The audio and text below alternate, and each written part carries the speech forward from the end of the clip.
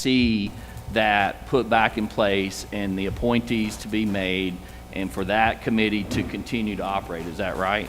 That's one of the primary reasons for having that committee and why we do think it's critical that it be extended. Yes, sir. Okay, and so before 4 years ago, that didn't exist or it had gone dormant, and with the help of the state medical and Medicaid and Drew Snyder, that all got back up and running, and it's been a positive result in the state of Mississippi for Medicaid in addressing these issues, has it not? It has been very helpful. Yes, sir. Okay, thank you. Senator Blackman. Thank you, Mr. Chairman, and thank you for being here, Dr. Horn. I believe you indicated that the appeals process need to be improved and expedited, and you said that providers have X length of time in which to file an appeal. Is that correct? That is. And can you give me what that length of time is? Off the top of my head, no, ma'am. I don't have an independent recollection. I do know that we work within a time frame. If we file a late appeal, it's just like, it's like that when you check that says not valid after 90 days. If it's after a certain period of time, our claim is no longer valid. So, with whatever length of time that you as a provider have to file an appeal, would that be an adequate amount of time if this legislature were so inclined to impose that on Medicaid? I can't speak to the adequacy of it, but it would seem to be fair that if we have to act within a certain period of time, that the other side would have to act within a specified time frame of reasonable, that was also reasonable. That is a more appropriate fair. The other question I had was as it related to your statement about to have postpartum care up to 12 months. Yes, and ma'am. I believe Chairman Wiggins was Medicaid, that was one of the recommendations from that advisory group. That is my understanding. Yes, ma'am. And do you recall how much money that would save the state if we were to go to that 12 months postpartum? I do not have that number at my disposal, no, ma'am. Thank you so very much. Thank you, ma'am. Thank you, Dr. Horn. We appreciate you coming and presenting your concerns for the physicians. Thank you. Next up, we have, we're going to hear from pediatricians, Dr. John Gaudet, who's the president of the Mississippi chapter of American Academy of Pediatrics. Dr. Gaudet.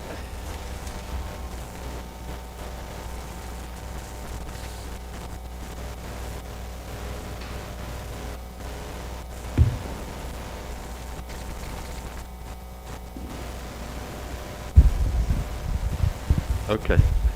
Thank you. Thank you. Good afternoon. My name is John Gaudet. I'm a pediatrician in Hattiesburg, and I'm here to represent the 330 members of the Mississippi. All right, I found it. Just gotta remember to make sure the So, microphone is pediatricians muted. are, and what you're receiving right now is, I'm going to address in a few minutes, it's a study on, we brought up, Dr. Horn had brought up the 12 months postpartum care for women. I'm going to get into a little bit more detail on that. What I want you to remember though, and I'd like to state, pediatricians are your Medicaid workforce. 2/3 of the children in Mississippi are on Medicaid. Every pediatrician you know, just about, down to every single one, will see Medicaid patients. Not all of them, but most of them do. If you could advance the slide, please.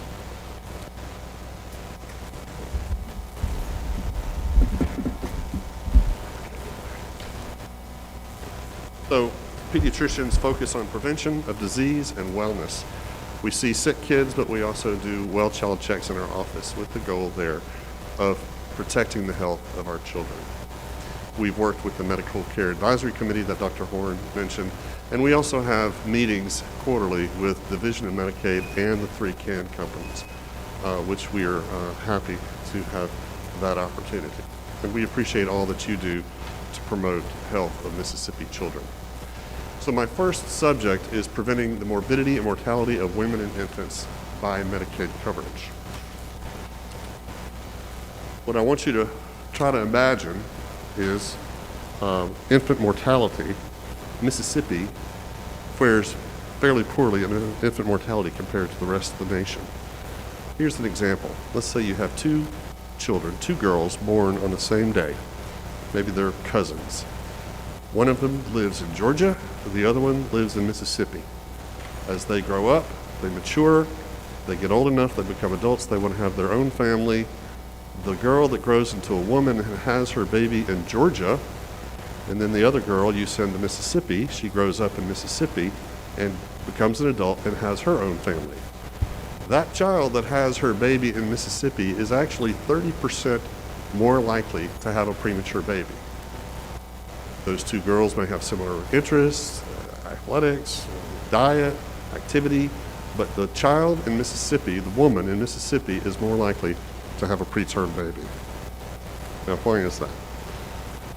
So try to remember, chronic illnesses such as diabetes or hypertension increase the chance that that pregnancy is going to be complicated.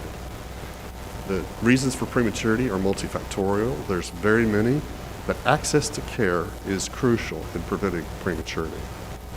And one of my colleagues from the American College of Obstetricians and Gynecologists is going to speak on the maternal aspects of that today. But you can see on the slide behind me, that's a baby right there. That's very low birth weight, which means under 3 pounds and 4 ounces. Pregnancy is 40 weeks, and so if you have, let's say, a 35-week gestation or 30-week gestation, those babies are going to have complications.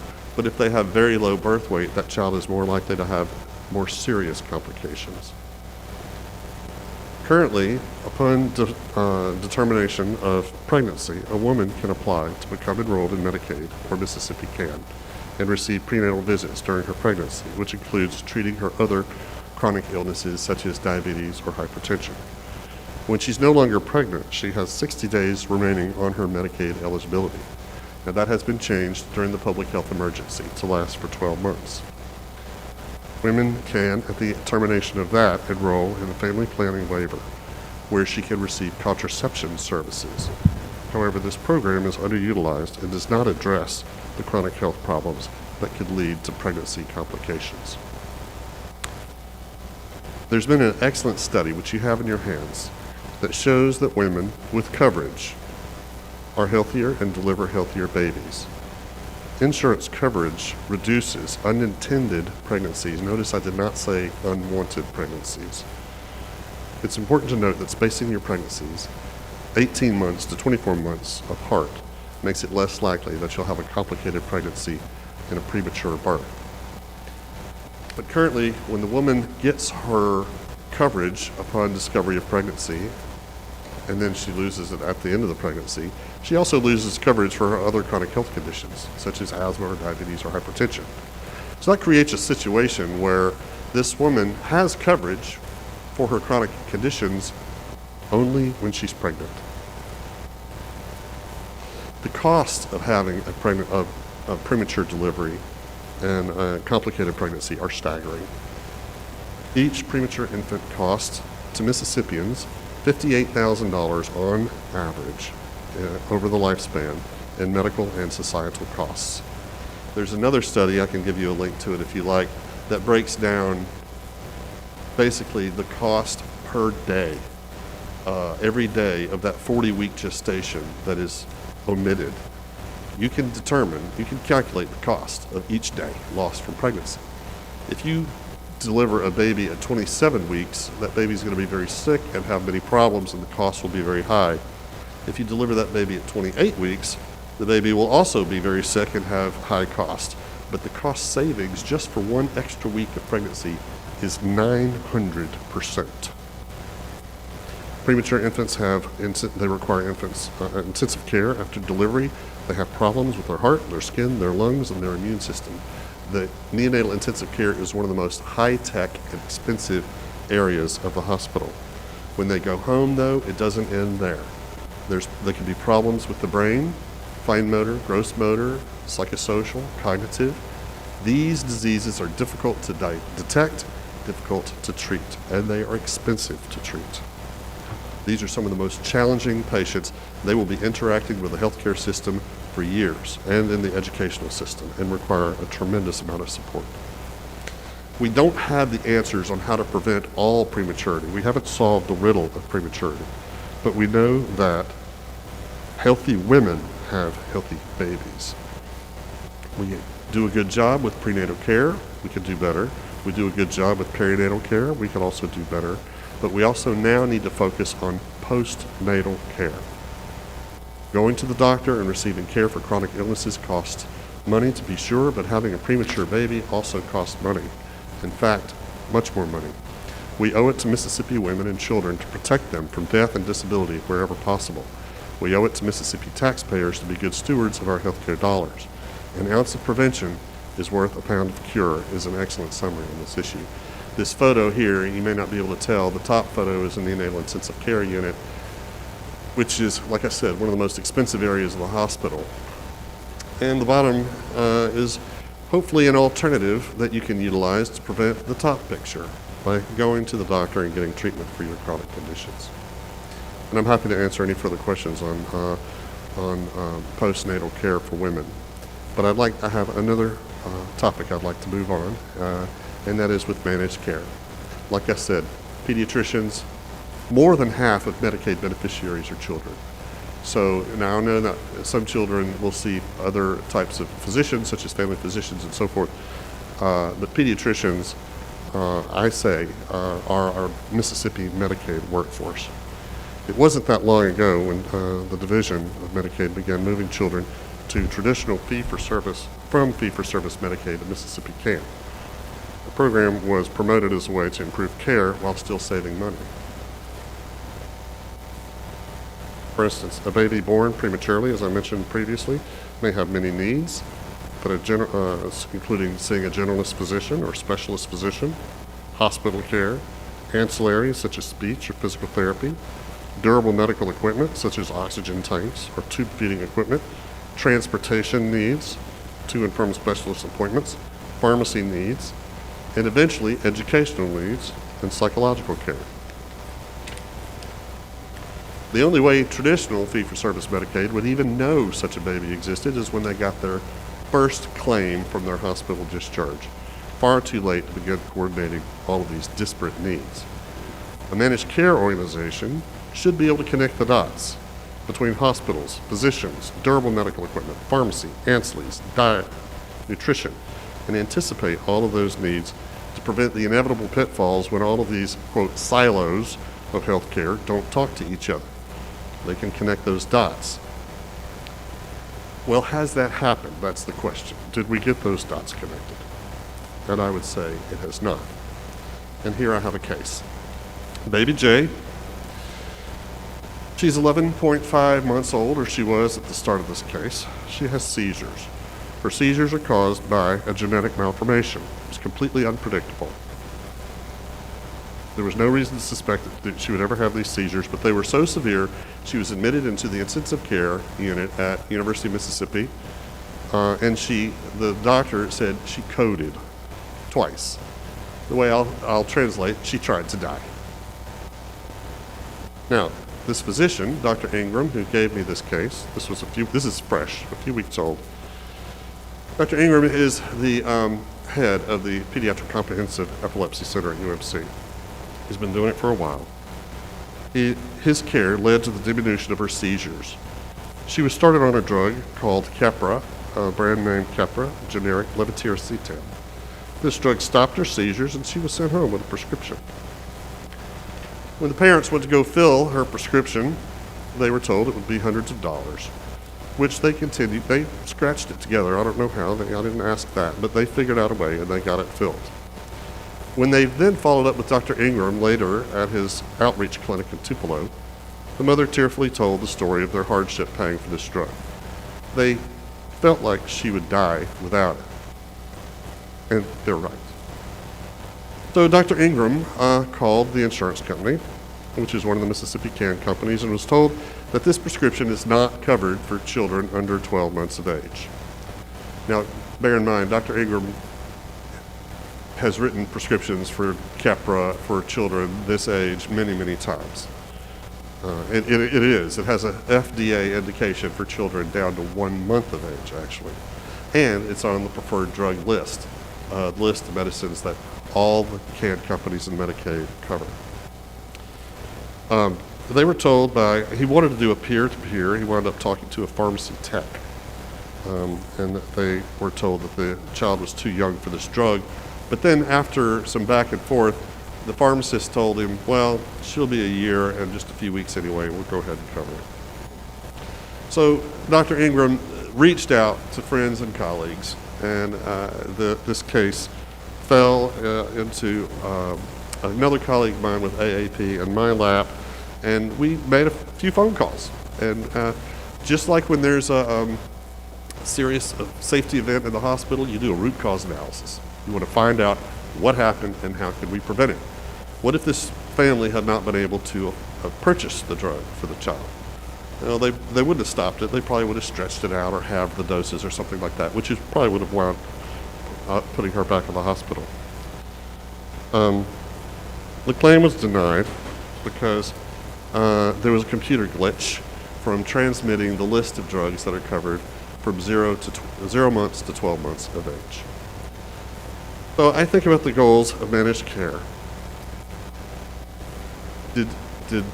Are the goals being met, and is this case illustrated? Did it save cost? Well, no, because now, you could say that disaster was averted, the child did not go back to the ICU, but if she had, it would have actually been much more expensive to care for her. It didn't have anything to do with access. The access for this child was good, but did it improve quality? And I would say absolutely not. If you are the company who stands to make millions of dollars by administering a Mississippi Can product, you need to be the one to make sure that errors like this don't occur.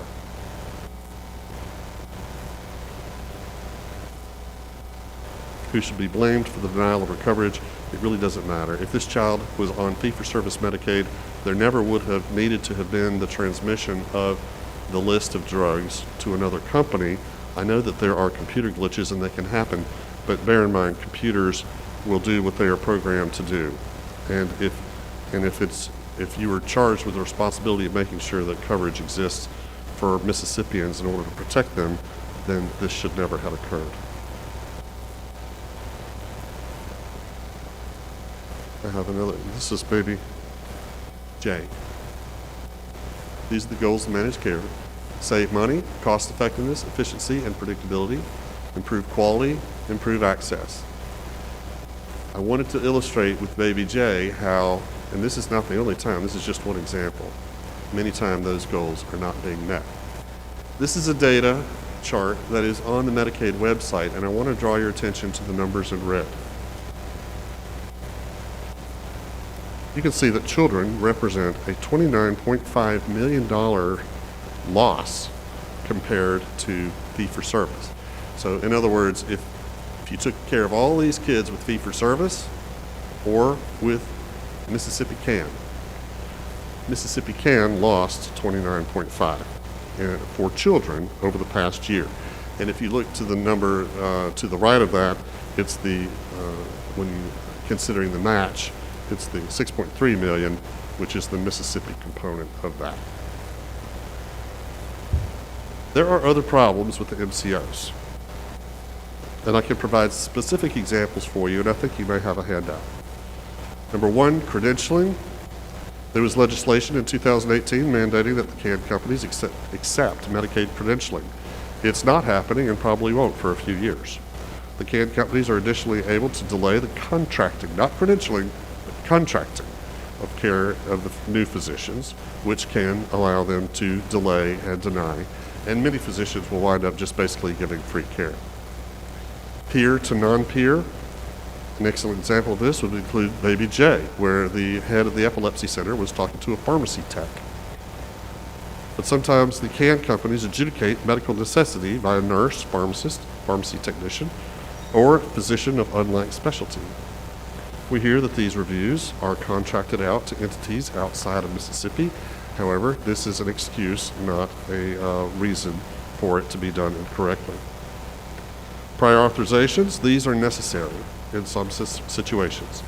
That way, the can company can understand why a particular drug, procedure, or therapy is necessary. However, they are utilized arbitrarily to thwart the ordering physician to abandon the necessary procedure. Many doctors have learned referring patients to the emergency room actually fixes the problem.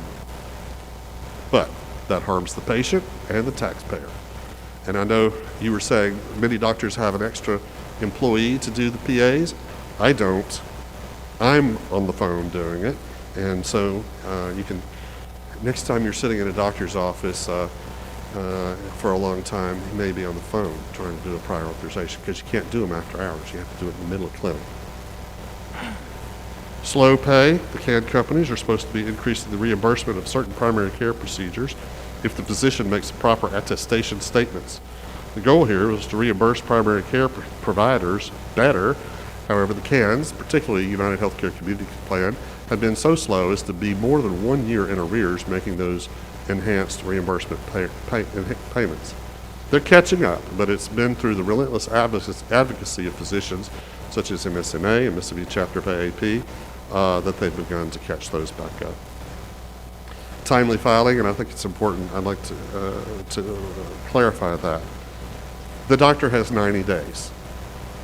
When the patient walks out the door, you have 90 days.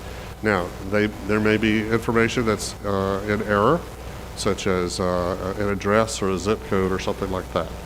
It gets denied, then you can refile it and so forth. When the error is corrected, then 90 days, beyond 90 days, it can be denied as not timely. So if the claim goes in not clean, meaning clean claim means that all the demographic information is correct. If it's not clean, it'll be denied, and then once you get it fixed, too much time has gone by, now it's not timely. However, some patients won't be completely upfront, let's say if they moved or if they have another primary insurance, or especially for kids, if they have two divorced parents, one parent is insuring the child with one insurance, the other parent's insuring the child with another insurance. And then recoupments. And I know this is not technically part of the Medicaid Technical Bill, but I think it needs to be discussed. So the doc has 90 days to get the claim in. However, the insurance company has no limitation in how far they can go back to recoup a claim. So let's say you saw a child a year ago and it got paid. You know, we're talking a pediatric office visit, like $75, okay? Well, it comes to light, maybe they had commercial insurance at the same time. The CAN company can say, well, we're supposed to be secondary, so they'll go back and recoup that payment, even though it's been a year or even longer. There's really, it's unclear on how far back you can go. Now, certainly if the doctor commits fraud or lies, then there is no time limitation. You know, they weren't entitled to that money in the first place. But honest errors and unclean claims and demographic information, that sort of thing, really, there's not equality. The doctor has 90 days to get it right. The insurance company has, or the CAN company has, really, it's unclear if there is limitation.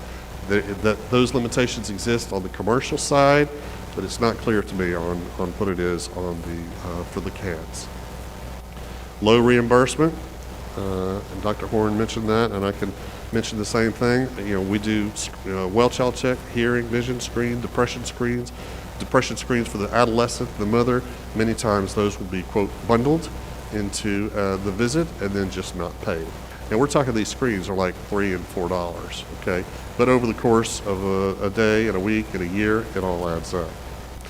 But I want to mention the last comment about case management. We talk about managed care organizations, or MCOs. Managed care means somebody is managing the care, right? I mentioned the silos, the DME, the hospital, the physician, the pharmacy. All these silos of healthcare, someone to connect the dots. Think about baby J. If she, or he, I guess it was she, had a case manager, this case manager would have been able to prevent this prescription problem. She would have received her medication. The case manager could have talked to the mother by the way, a case manager is somebody that knows you can go down to Kroger and get Capra, a month's supply for $15 with a coupon that you print off the internet. The family probably wouldn't have known that. They didn't. But a case manager would have known that. Case, yes. Right. All right. Yeah, and that was my last point anyway, so I'll stop there. Thank you. Thank you, Mr. Chairman. Dr. Gaudet, thank you so much for being here today and testifying before the committee. I also appreciate your advocacy for children throughout the state of Mississippi as president of AAP. And as my constituent, I have to say a special thank you for all that you do for children and babies in Hattiesburg and your whole career serving children in the Pine Belt. I did want to ask you, though, both you and Dr. Horn both mentioned extending coverage to postpartum mothers. And I guess, is it true to say that really pediatricians who are there for babies really see mothers before their obstetricians maybe even see them after delivery? Would that be true? After a baby's born, usually we see them 3 times before they're even 2 months old. So like a 2-day, a 2-week, 2 months. So I'm interested though to ask you what is the screening like? So you're there for the baby, but when a mom comes in with a new baby, is that part of your protocol as a pediatrician to screen the mother for particular issues? If there's a woman, everyone, you may have heard of baby blues, but baby blues can progress to something called postpartum depression. Postpartum depression is life-threatening to the mother, and it's life-threatening to the baby. I would be remiss if I didn't work to detect and refer a woman who screens positive for postpartum depression, absolutely. So where do you refer them? And especially after 2 months, at 2 months, at 4 months, at 6 months, maybe she's still coming back with a baby, is that correct? Correct. But so this mother is showing signs of postpartum depression or other illnesses Correct. that are obviously serious. What's the outcome for that baby and for that mother in these cases? It's difficult to, my colleagues and friends, and I presume they're going to be speaking shortly, they treat depression. You don't think of your OBGYN as being your mental health professional, but they pretty much are. Now, if that woman had coverage and she needed medication, then she would be able to see a physician. If it's beyond the 60, we're talking about back in the day before we had the extension, during the public health emergency, that woman has 12 months now, and they can go to their physician. There's not a lot of for Medicaid, mental health care is problematic. I can refer, there are a group in South Mississippi, for instance, we have Pine Belt Mental Health. I believe in Jackson it's called Region 8, and different parts of the state have different names for it. But there are sort of public-private, sort of things that I can refer to. But yeah, I'm not that mother's doctor, but I'm also, she's going to still tell me what's going on if there's problems, especially with mental health, and I can get her referred. I'm sorry to interrupt. We're trying to keep all this within our time frames, and I know Senator Bryan, I want to let him ask a question, and then we'll move to our next segment. All right, Senator Bryan.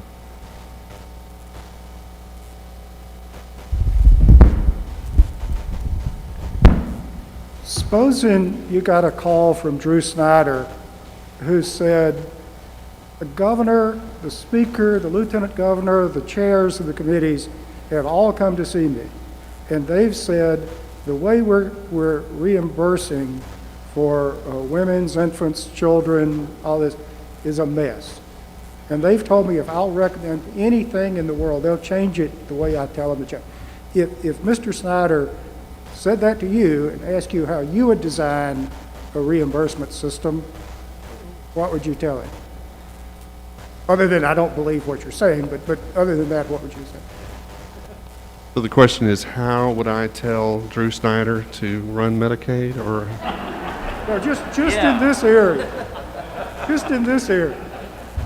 We have other people who constantly tell Mr. Snyder how to run. This room is full of people You tell Mr. Snyder how to run Medicaid. And I got to say, I really But I just appreciate. want to know how you would design reimbursement in the area of women's, infants, and children, pediatrics, et cetera.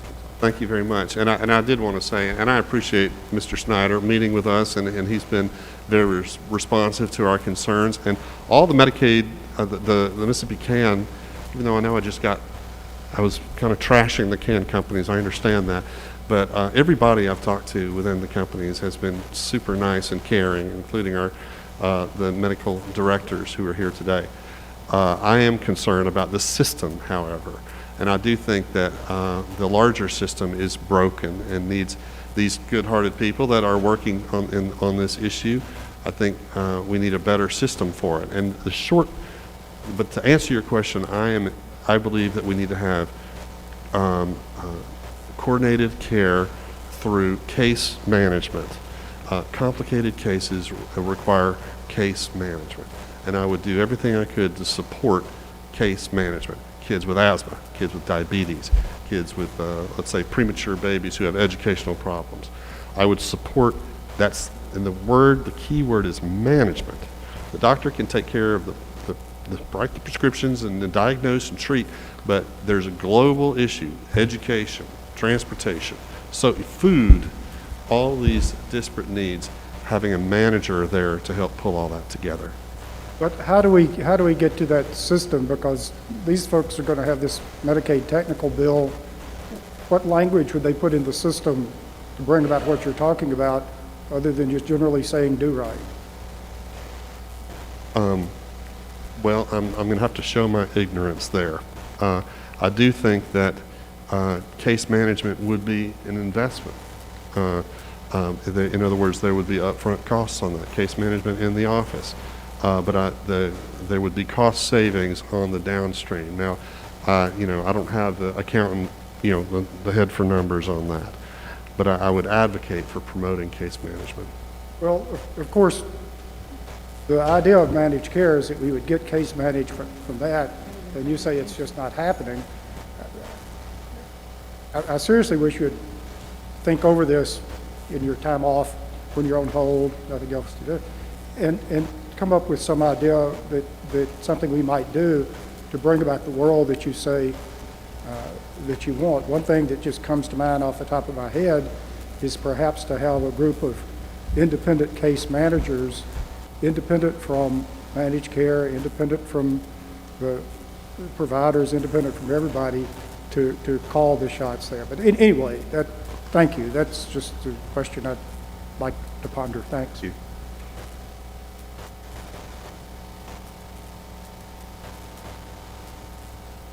Okay. Mr. Chairman, could we make sure that we have enough time so the committee can ask questions? If we have to ask them to stop at a particular time, so we're able to get our questions in? Yeah, I'd like for you to be able to ask questions, but we do have, as you can see from the agenda, do have a large number of folks to get in, so. I'm willing to work late. All right, thank you. Our 2 o'clock speaker is going to be the family practitioners, and it's going to be Dr. Dustin Gentry, Academy of Family.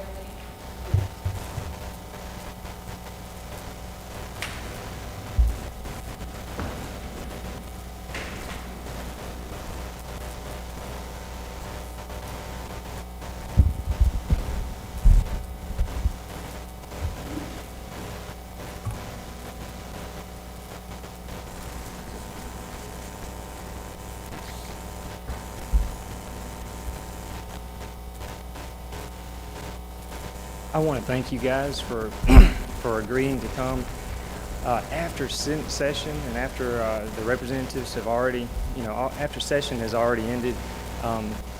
You must greatly fear or respect whoever called this meeting today. But that's a compliment to all of you. The other option is not fear or respect, but this that you love the state of Mississippi and that you love Medicaid patients and you want the best thing for them. So I think we'll go for that one. I do represent the Mississippi Academy of Family Physicians. We're about 1,000 strong practicing today. We see patients, Medicaid patients of all ages, cradle to grave. There's some groups of family physicians that practice obstetrics up in the Delta. We do really the full scale across the board. We treat the routine well child visits, 1-2 days old, all the way up into the elder population. But today we're specifically going to be speaking about managed care, what's wrong, and how can we fix it. I do intend to ask you all some questions today, but there's no pressure to answer.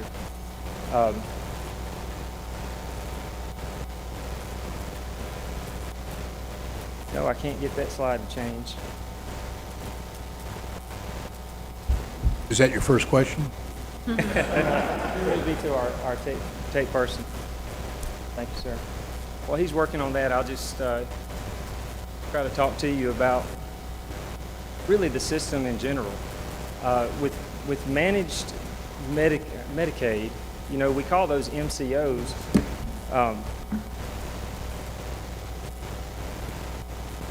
We call those MCOs, but they don't really manage care, do they? As we're seeing here, MCOs really manage money. And what you all want them to do is to manage care. It's almost an impossible task because that's the doctor's job to manage care.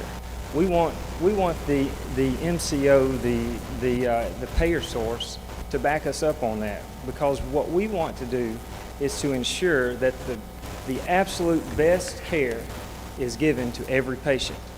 When a patient comes into my office and they sit in front of me with a medical problem or for a well child check, I do not look at the chart to see what type of insurance they have.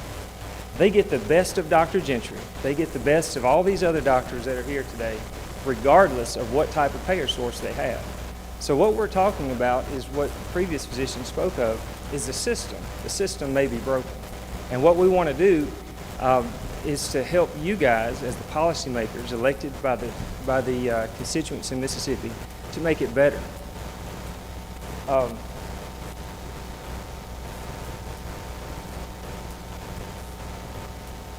Okay, I'll keep talking. Just give me a few minutes to go through these slides. Some more questions I'm going to ask you guys. If I brought you a business proposition and I told you there's a guaranteed $55 million profit, guaranteed, it's built into the capitation rate, would you want a piece of that? Of course. These guys, the managed care organizations, have a 1.8% portion of their capitation rate that is set aside just for profit.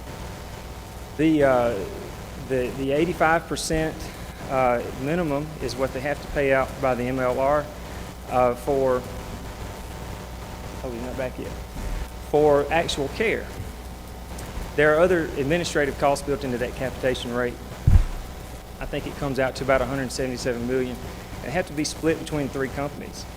But there's enough there for them to give good care, or to pay for good care, and still make money. So what we want them to do is to streamline a lot of their processes. A lot of the things that the other physicians have spoke of today, and what I'm going to speak of, if we can ever get a few slides for prompt, will be really not, it's going to be getting the glitches out of the system, making it work better, making it work faster. One of the problems in Mississippi has been described as access to health care. But the real problem, and the implication is there's not enough doctors to go around. If doctors didn't have to do so many administrative tasks that are unnecessary, then we could see more patients in a day. One of the issues was alluded to earlier. Dr. Ingram, who was a fellow in pediatric neurology, when I was a medical student at Mississippi State, at the University of Mississippi, when I was a medical student there, he was a pediatric neurology fellow. If Dr. Ingram writes a prescription to anybody for Keppra, it should be filled. And yet there was some pushback from the MCO. That should be an automatic type of issue. If a pediatric neurologist writes a common, simple medicine to a patient that he believes it's necessary, it shouldn't have to go through a peer review process. I guess the batteries are at Dollar General. I will try to keep going here just so that we don't run out of time. Some of the things that we're going to talk about are what works in the Medicaid bill. One thing that was put in the 2018 Medicaid Tech bill that works is that the MCOs must pay no less than the Medicaid rates. That's an important part, and we're talking about fee-for-service clinics. We want that to stay. It's making sure that the Medicaid patients have providers that are willing to see Medicaid patients. Most private insurances like Blue Cross and others, they pay about 143% of the Medicare rate, and which is about 50% more than what Medicaid pays. What we want, and we realize that we don't practice medicine in a financial vacuum, but what we want is to keep that language the same. It works. We don't want to change it. It is already difficult to find some subspecialties and such to see certain Medicaid patients, depending on what their problem is. We just want to make sure that tie-in to the Medicare rate continues to be unchanged. There is language in the 2018 bill that prohibits expanding MCO enrollment without legislative approval. We want that to stay just like it is. It's not broken as far as that language in the bill. We want them to earn the right to see more Medicaid patients. We don't want any expansion, and I'm not speaking of expanding Medicaid. I'm talking about moving into the fee-for-service Medicaid. We don't want that to happen until everybody in the state is pleased with the care that the managed care patients are receiving. So we want to keep that in your hands and not to be let loose for them to get the fee-for-service Medicaid patients. Some other things that work in the bill, excuse me, I'm going to try to catch up. Another thing that works in the bill is the elimination on the cap of physician visits. Right now, there's no cap on how many times you can see the doctor if you're Medicaid patients. It's in your best interest to keep it that way, because just as soon as you start capping, they're going to go to the emergency room and be put into the hospital on a more frequent basis. So we want that to stay, okay? The Division of Medicaid does have the ability to change that. We just don't want it hard and fast in the new bill. There's also language that removes the cap on prescription drugs. We want to keep that the same. We want that in the hands of the Division of Medicaid, not hard and fast and unchangeable in a bill. Primary care enhanced payments. We're going to come back to that a little bit later. That's very important, and I've already mentioned it some. We want to make sure that Medicaid rate is tied in at 100% of the Medicare rate. In the Tech bill, it was it said that you could, you get the words, you shall, or excuse me, it said you may. We want it to say in the new bill, you shall. We want that tie-in to the Medicare rate, perpetual and permanent. The issue is with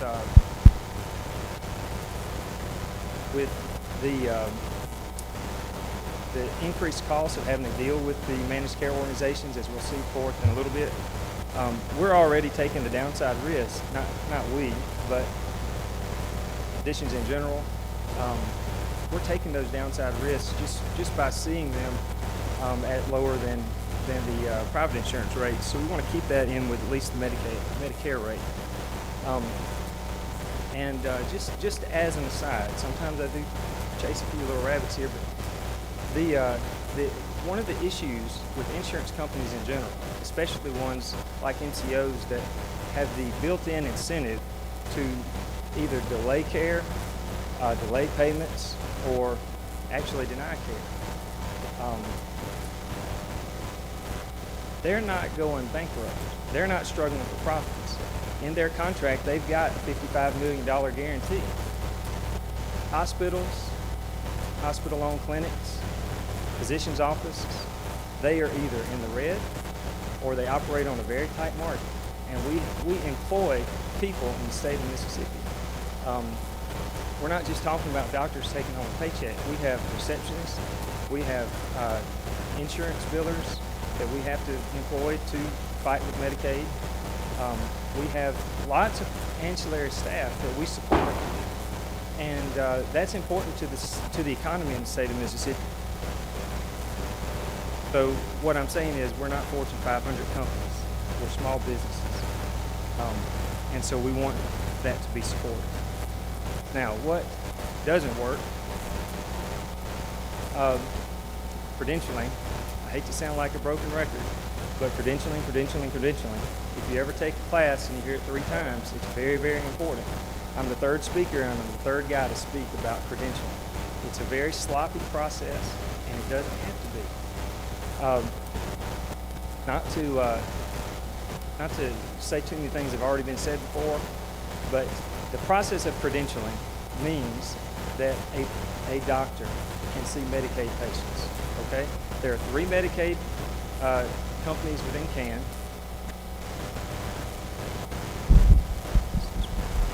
There are 3 companies within the CAN system, all right? And, but first, before you can see and be credentialed for those 3 companies, you have to first be credentialed and authorized to see Medicaid patients through the Division of Medicaid. So if I walk into Louisville, Mississippi, where I practice medicine, as a new provider, a new doctor, and I'm going to see Medicaid patients, I have to be credentialed with the Division of Medicaid first, and then all 3, very lengthy process, all 3 different CAN companies, okay? And it's about 15 pages, it's not online, they make errors. Said she got instructions to email the application to the wrong email. She called a month later and said, oh, we don't use that email anymore. You know, it's just little things like that are sloppy, and it delays things. Here's another issue with credentialing. With traditional Medicaid, if I walk into Louisville, Mississippi and start practicing medicine, I can go ahead and start seeing those patients before we're compensated. With Magnolia, Molina, and United Healthcare, you can't see any of those patients in a state that has access to care problems until you have been approved not only by Medicaid, but by each one of those CAN companies. Here's the process that we want. What we want is to apply one time and be credentialed by Medicaid. And then it's all right if we need to apply 3 different times, but we want them to get all of their information from the Division of Medicaid. We don't want there to have to be 4 lengthy processes. We want 1. We want to go with Medicaid and then notify the other 3. We want to see their patients, let them get their information from Medicaid. That's what we want. It's supposed to happen that way in the bill, but it doesn't. It doesn't work that way. And if anybody says it does, they're wrong. So that's streamlined credentialing. We would really like the process to have a time limit, about 90 days. I think that's reasonable, especially if they're going to retro date the payments. So we want to also go ahead and start seeing patients, just like we do for Medicaid, and let those payments be backdated.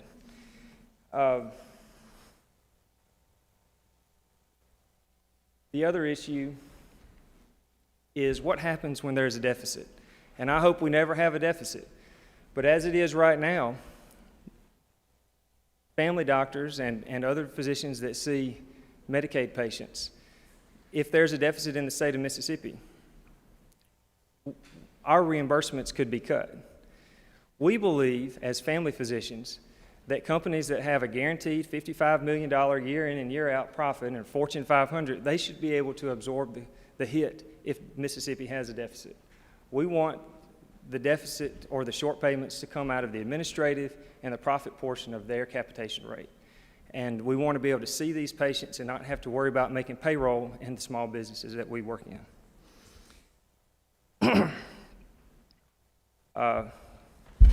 Guaranteed, streamlined credentialing we've spoken of, transparent prior authorizations.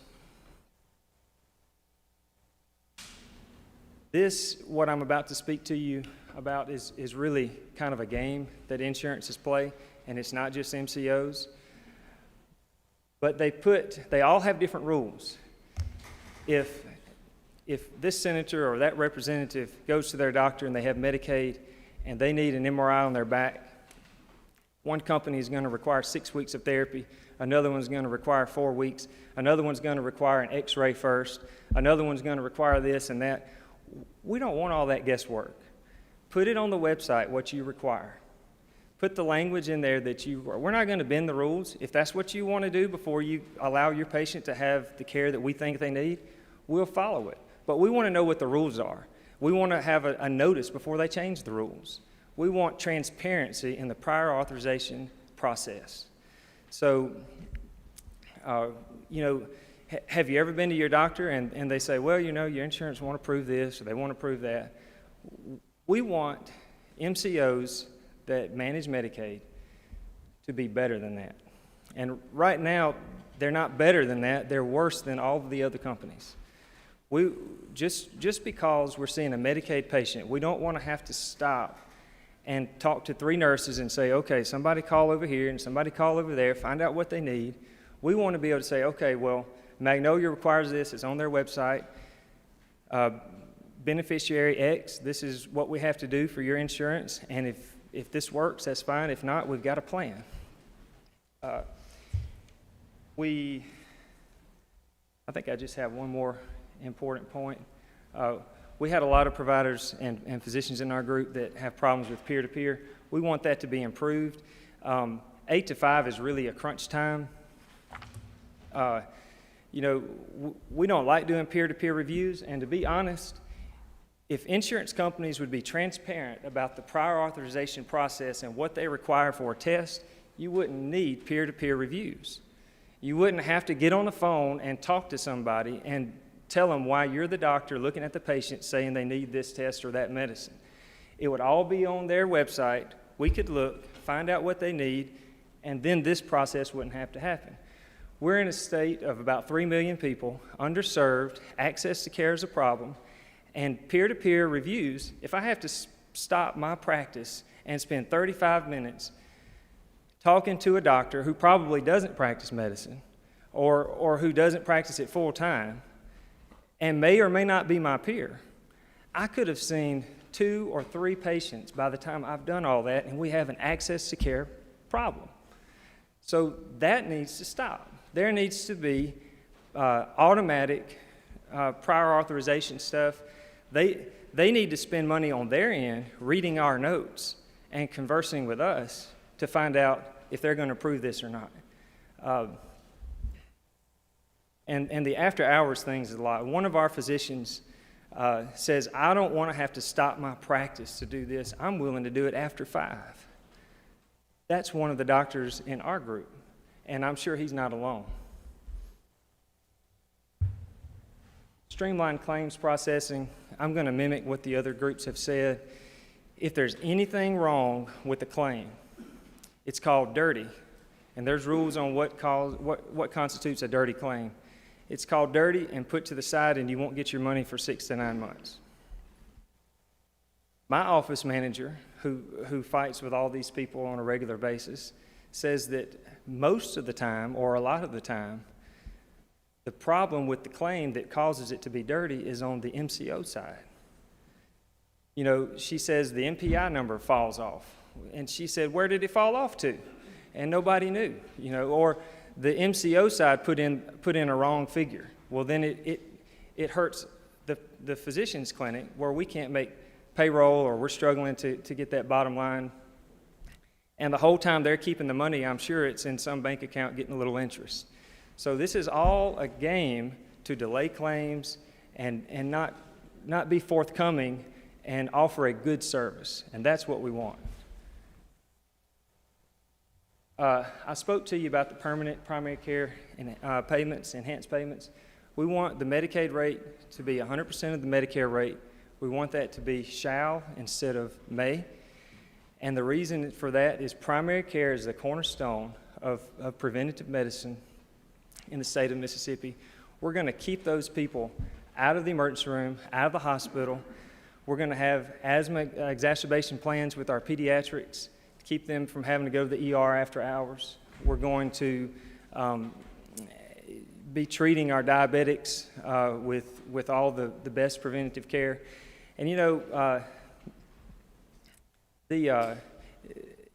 I almost feel like I should have gotten some CME credit after your talk. I really appreciate that. But it is really an important thing for all of you to hear what was said earlier. 30% mortality rate just for being born in Mississippi. 30%. And there's a lot more into that than just access to care.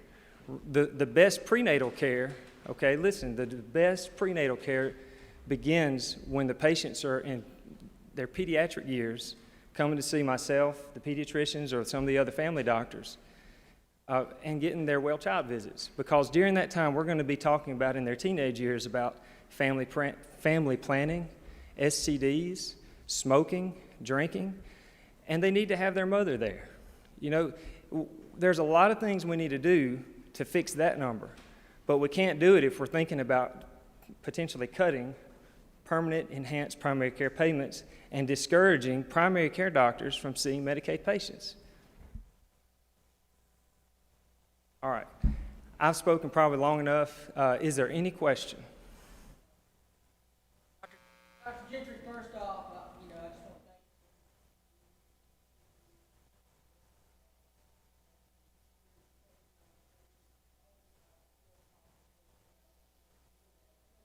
A lot of questions from us. I can speak afterwards, but provide us a copy of your slide sheet. Could you provide the House and Senate, because I think you have gone over some very important information that's affecting a lot of House and Senate districts. Provide us a copy of that slide. I would really appreciate it. On an issue that we that is credentialing. An accurate statement. That's accurate. Dylan from Hines, Washington. Sounds like the speaker. Thank you, Mr. Chairman. As much cane as I raise, y'all should know where I'm from. Doc, I've heard something several times, and you touched upon it. Has there been a coordinated effort for case management in your continuum of care? Because with the pediatrics and in your practice, do y'all have a system that works, that Medicaid uses to make sure that you're covering all the services? Does my clinic have case management, or do the MCOs have case management? Does the NCOs have case management systems in place for you to have a coordinated service of care? Not to my knowledge, and if they're there, they're inadequate. Okay. And do you know how long it took your practice to get credentialed with all three of the managed care companies?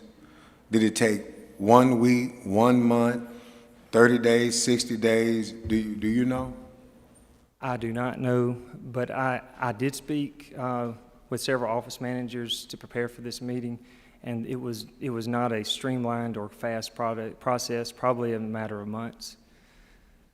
Would you agree with me if I told you it takes about 6 months to get all of them lined up together? That's consistent with what I've been told. Okay. Would you also agree that if you were certified by Medicaid, they should automatically let you into their other systems? If Medicaid say you are a provider, you're going to have to be a provider in their system, so the managed care company should automatically just accept you. I think that would make a whole lot of sense. Okay. My last question is, like the gentleman from the Senate asked earlier, if you had the ability to fix it, what would you do? Well, Would you prefer managed care companies be allowed to work in this system, or they should be excluded from this system?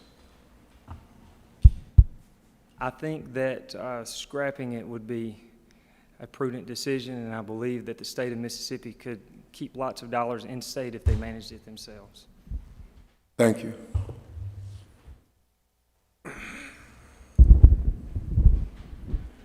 Senator Wiggins. Thank you, Mr. Chairman. Thank you, Doctor, for your presentation, and appreciate what you do. And you sound like a good candidate for the Medical Care Advisory Committee. So I have a few questions. First of all, have you read the report that was put out in 2018 about the managed care expansion that this body put out? Have you read that? You know, I have not. I've been a little busy this year with COVID. Okay, yeah, sure. And in that, so you don't know, but in that report, that said that literally every state in the union, except for maybe 2, have some form of managed care. Did you know that? I believe it's common, yes, sir. Okay. So the fact that we have a managed care program is not unusual. It's what you're getting at is how it's being handled. Yes, and if I could reply. Sure. It is true that most states have some form of this. I'm not an expert, so I won't speak to how it looks in those other states.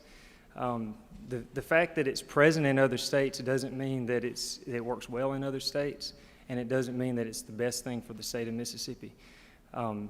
Fair enough, but in that report that was done, it showed how much money's been saved in every state throughout that are using that. And in some states, it's 50% better than fee for service. Some states it's 20%. Some states it's 100%. You just have to look, you know, a cheaper price doesn't mean a higher value.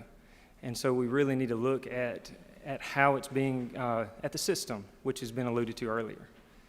Right, and so that brings me to my next point, which you've asked based on what your organization, that we go to 100% of the Medicare rate. Do you know what, in terms of dollars, what that translates to? How much more money that would be? Tell me. No, I'm asking. I don't know. Okay, so I don't know, but I can tell you it'd be probably in the tens of millions, if not hundreds of millions of dollars. That by just that change alone, we, the state of Mississippi, would be paying an extra $100 million. It's a price you're already paying. It's being reimbursed right now at 100% of the Medicare rate. Of Medicaid or Medicare? Medicare. Okay. It's already being done And that so way. you're saying keep it at that? We just want to keep it. We want to keep it like right. it is. Okay.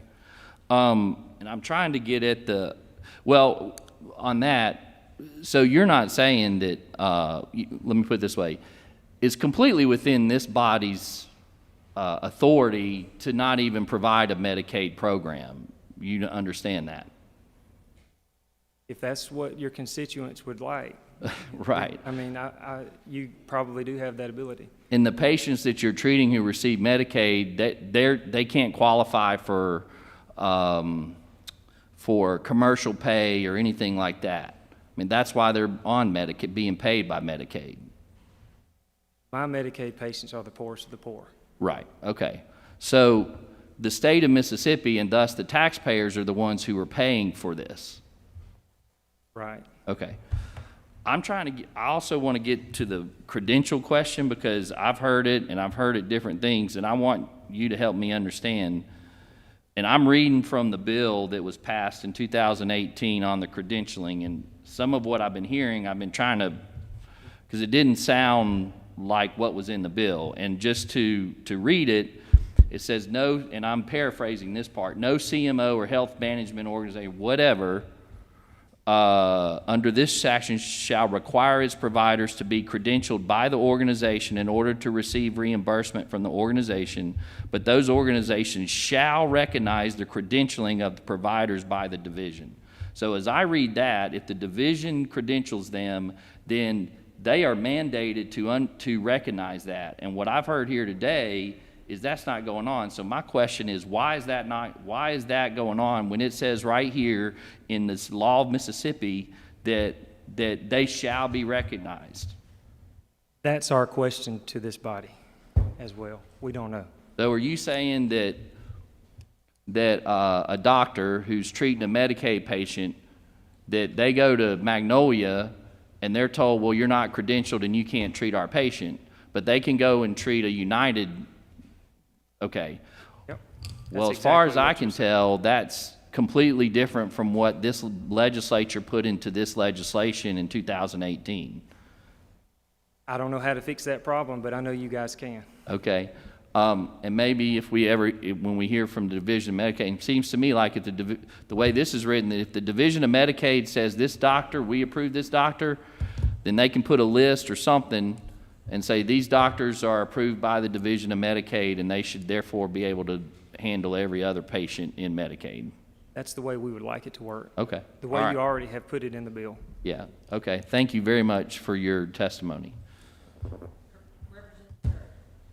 Thank you. Thank you for being here.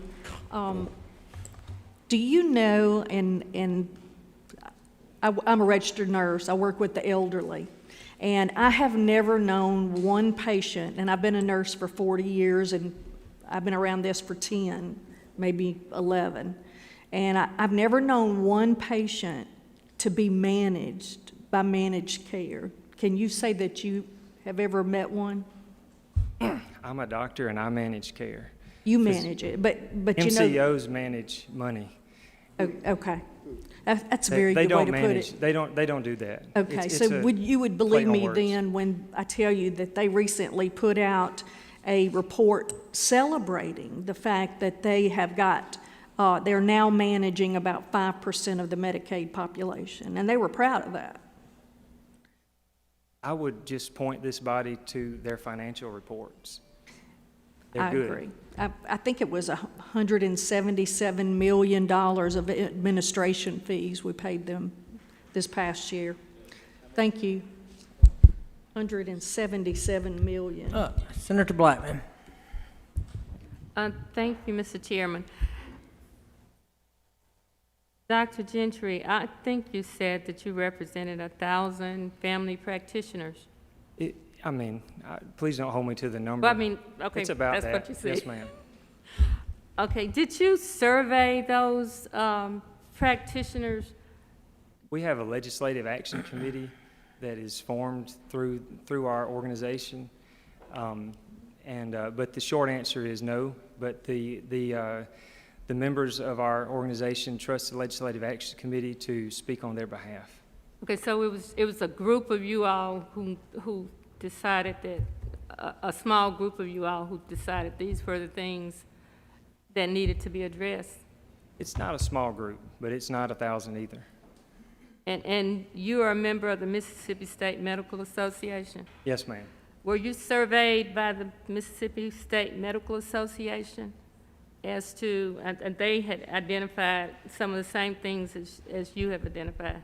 I was not. However, they did speak well for my interests and for the interests of Medicaid patients, because that's what we're here about today.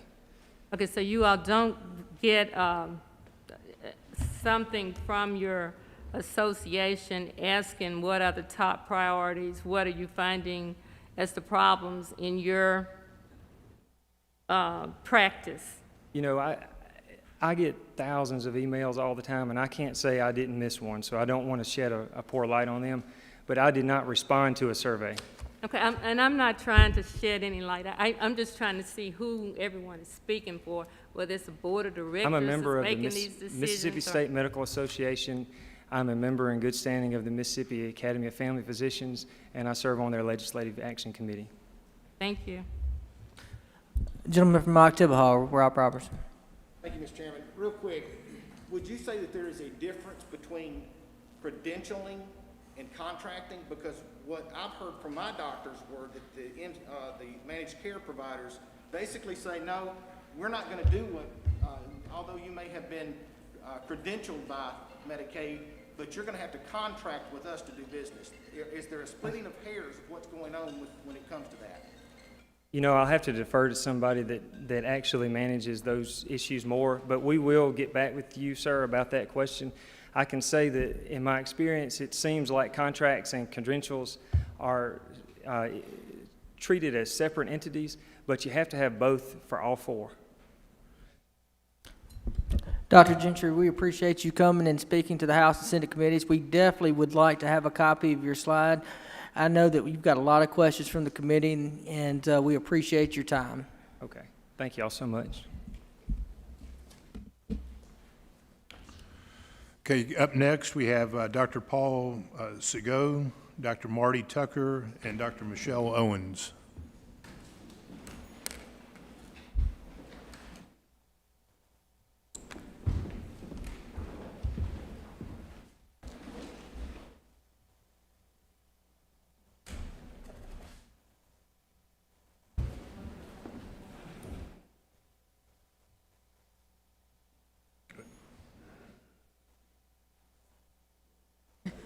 He did us,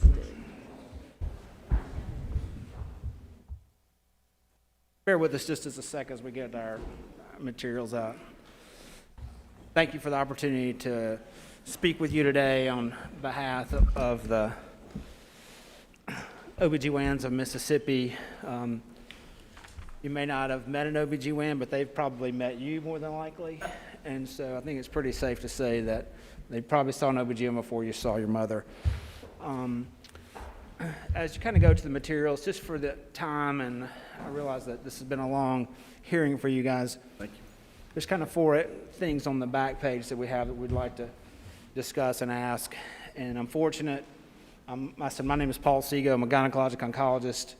I practice here in Jackson. I'm the chair of our Mississippi section.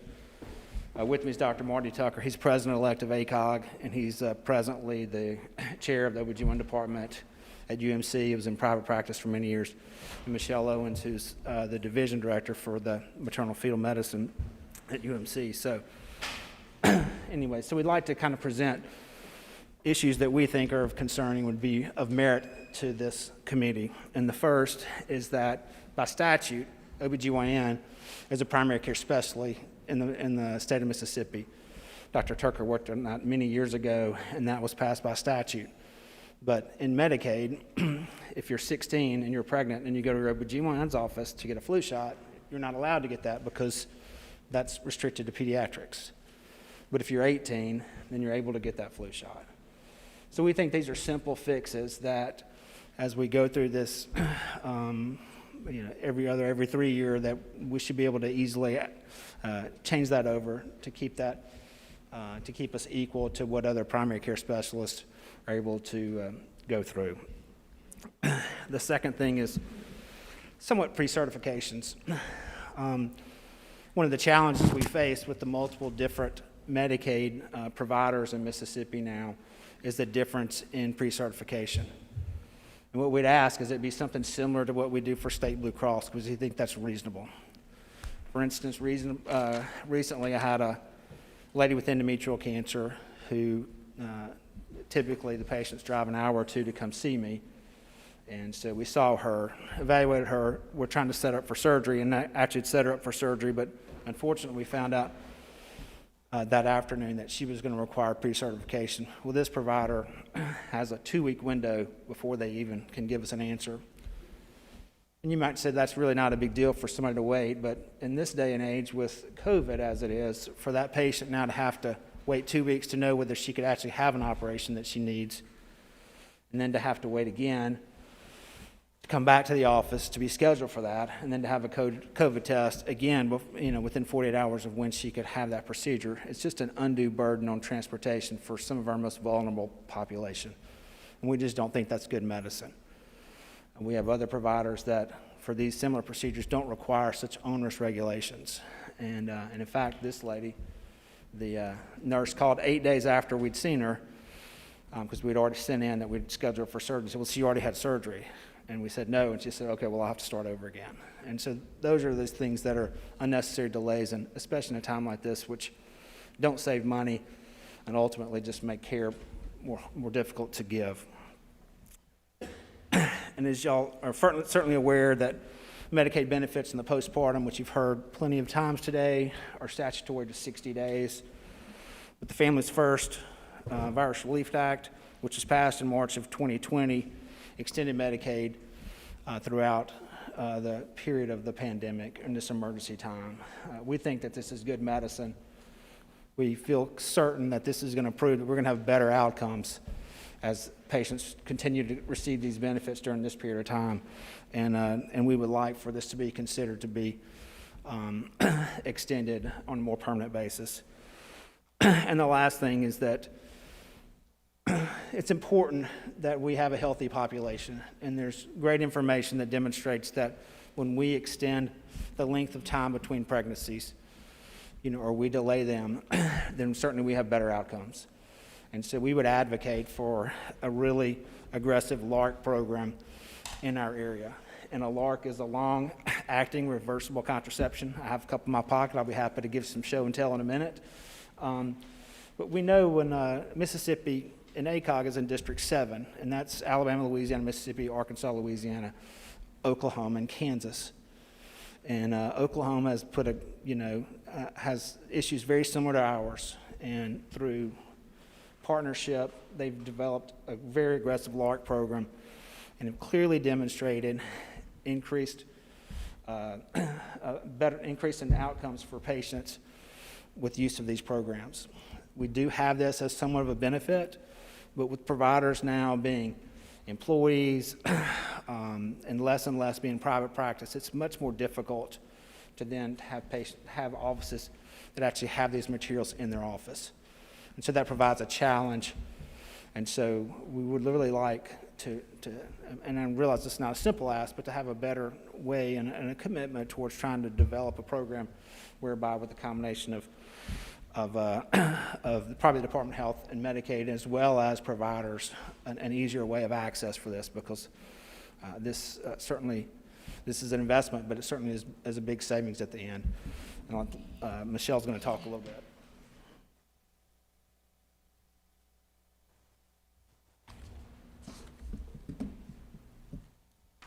Good afternoon, everyone. I am Michelle Owens. I am a maternal fetal medicine subspecialist at the University of Mississippi here in Jackson.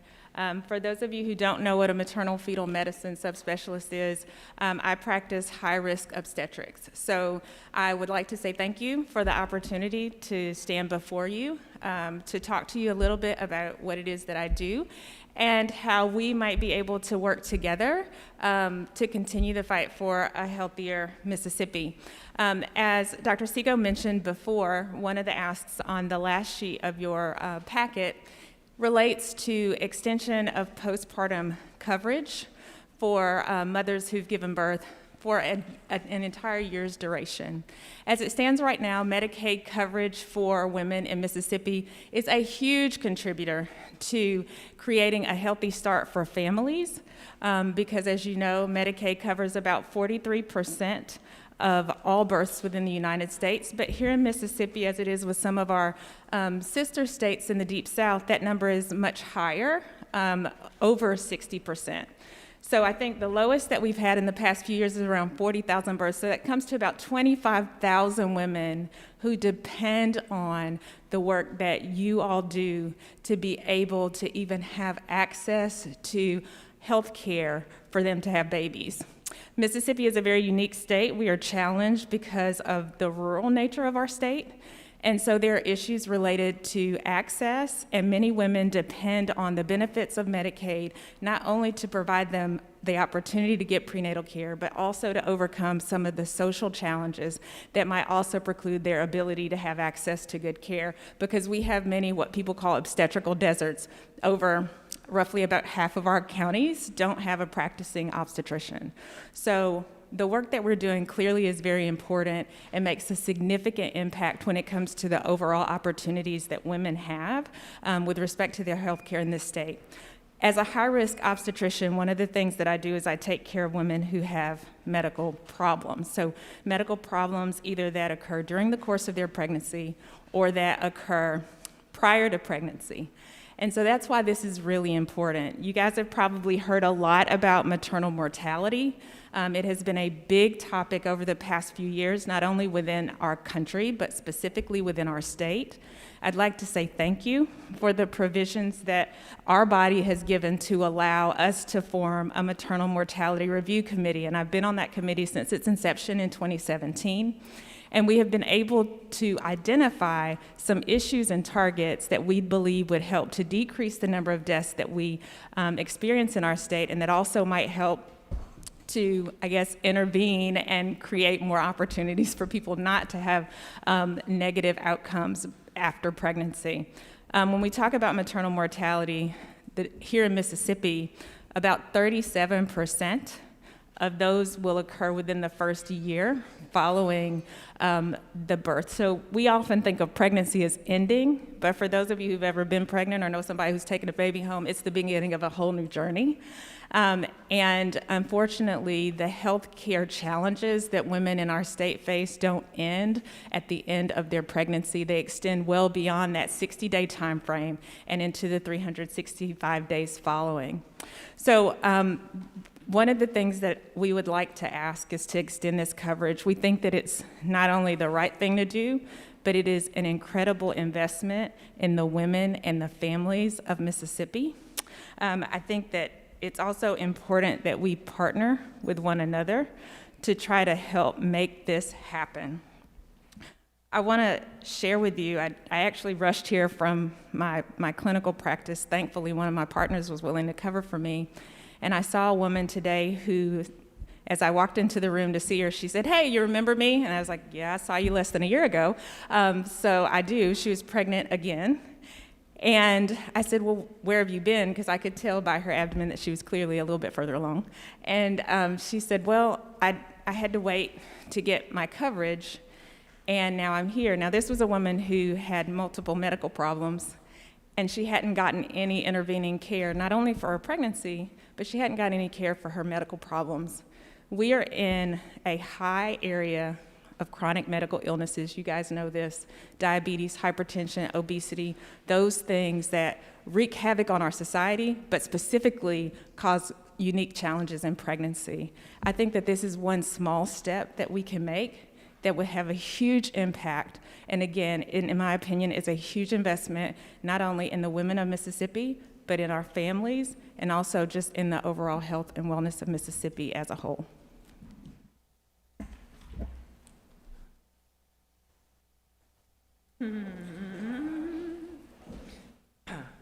A little show and tell. I did bring a couple of larks so you could look at. Senator Blackman, you'd asked a question earlier about an appeals process, and I'm sorry but the answer to that, I asked Dr. Tucker, who's actually an expert in this, has been on a RUC and an expert in coding, and it's 90 days, the appeals process from a claims denial, is what that answer is.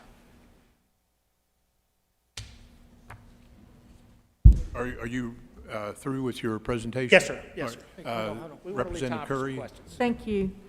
It's been, about, I think it's 6 years ago, but I'm really bad with years, that I really worked hard on getting LARC in the Medicaid Tech Bill. Yes, ma'am. And it was even to the point where at delivery, it could be put in just to prevent what you just said about it.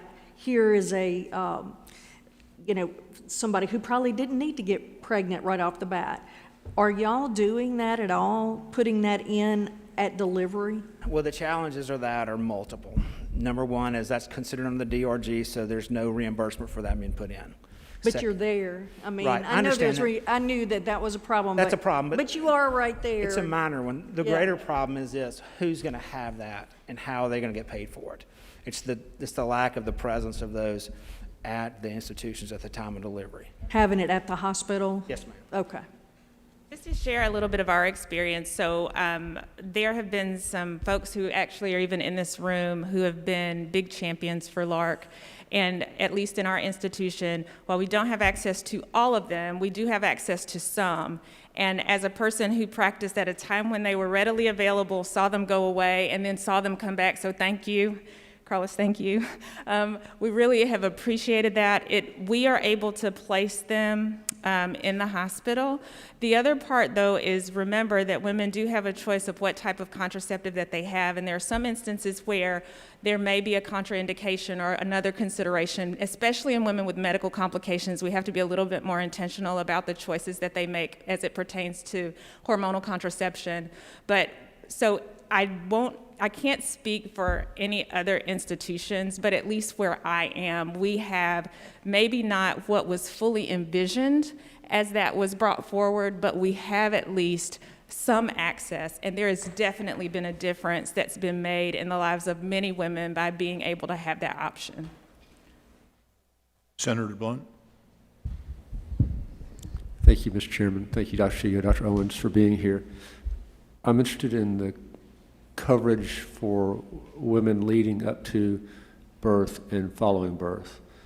When does a woman qualify for Medicaid prior to birth? From the moment that she knows that she's pregnant, or a certain number of days before when the baby is due, or when does that start, and what is the basis for that date? So basically, she has to have certification that she's pregnant, and that's as simple as doing a pregnancy test, going to her physician. It can be an OBGYN, or it can be a primary care physician, it can be any physician, nurse practitioner that certifies that she's pregnant.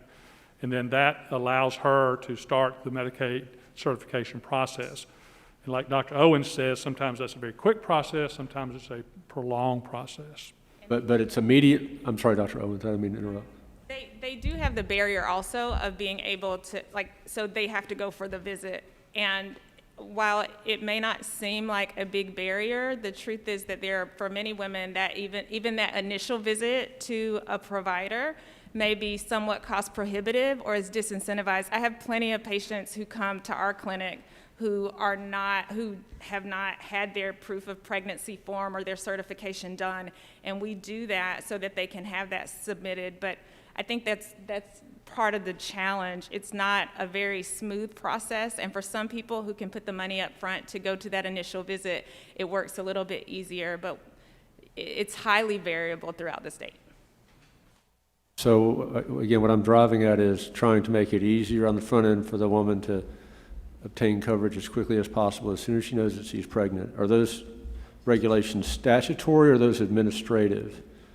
Yeah, I don't know the answer to that, but anything, as Dr. Owens said, anything that we could do, perhaps direct communication between the patient and the Medicaid or Medicaid managed care might be helpful, although I'm not sure that's necessarily practical, but I don't know the answer to your question, whether it's process or statutory. Okay. So I'd like to ask you for that. So we can identify that problem on the front end and fix it. After the child is born, currently under COVID, I understand the 60-day coverage has been extended to 12 months. What's the basis for that extension? Is that from the governor's, has the Division of Medicaid just administratively done that? Are they drawing down funds as a result of some action in Congress that we would not otherwise receive? What's the basis for that? And when COVID is over, how do we make sure that that's extended? And will the federal match be there if we do that? So I don't know the answer to your last question about the federal match. My understanding, this was a broader issue where patients in general could not be kicked off a plan during COVID, and it applied to Medicaid also. So, when you say broader, you mean national, or is this something specific to the state of Mississippi? National. It was the Families First Coronavirus Response Act. Okay, so does that mean in other states they're similarly situated to us and that mothers were losing coverage after 60 days in all the states, and now in all the states it's a year? Is that? That's correct. There were two actually that had 12 months that have. California. California and Texas. I'm sorry, Dr. Segal, I didn't hear you. There were two states that had coverage, California, and we think the other one was Texas. So yes, you're correct that all the states are now under this 12-month extension. And it's the way I understand it's not just 12 months, it's until the pandemic ends, how long that is. So again, I would ask you to provide to the chairs and the members of the committee, if we were going to make this a statutory requirement for 12 months after COVID and the Families First Act expires, how do we do that? And can we rely on a federal match? So again, I'm trying to, for as much time as possible and as easily and efficiently as possible, from the time a woman finds out she's pregnant until the baby is born, and then 12 months after that date, how do we maintain, what do we need to do either through the bill that we're going to be considering or through the division?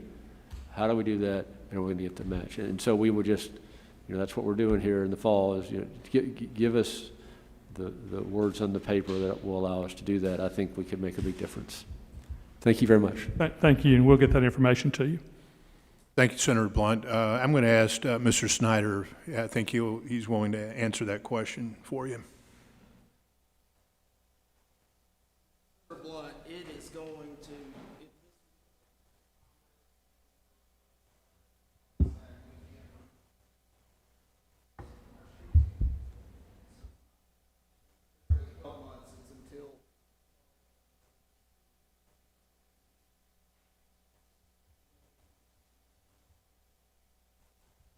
Prior to COVID, were all women in all states off after 60 days after the birth of the child? I think it depends. Some states were doing some way.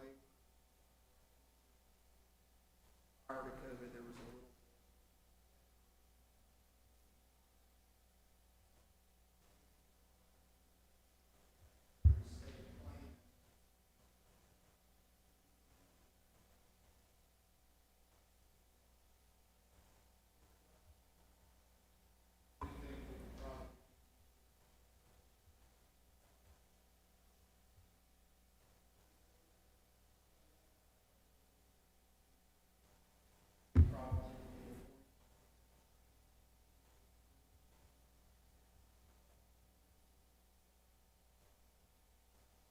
I'm sorry, could you repeat? I didn't hear the end, the dollar. 78, this extending. So again, this is setting aside COVID for the moment. If we went from 2 months to 12 months, we would get the match, and that dollar figure you just quoted would be our share of the match to extend that coverage.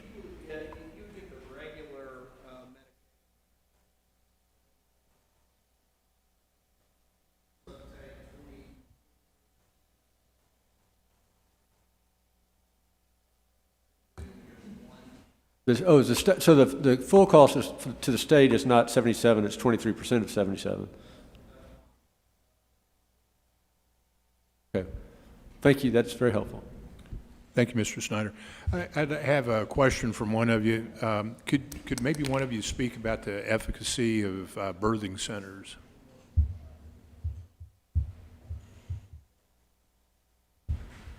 Can I say maybe? Yes, sir.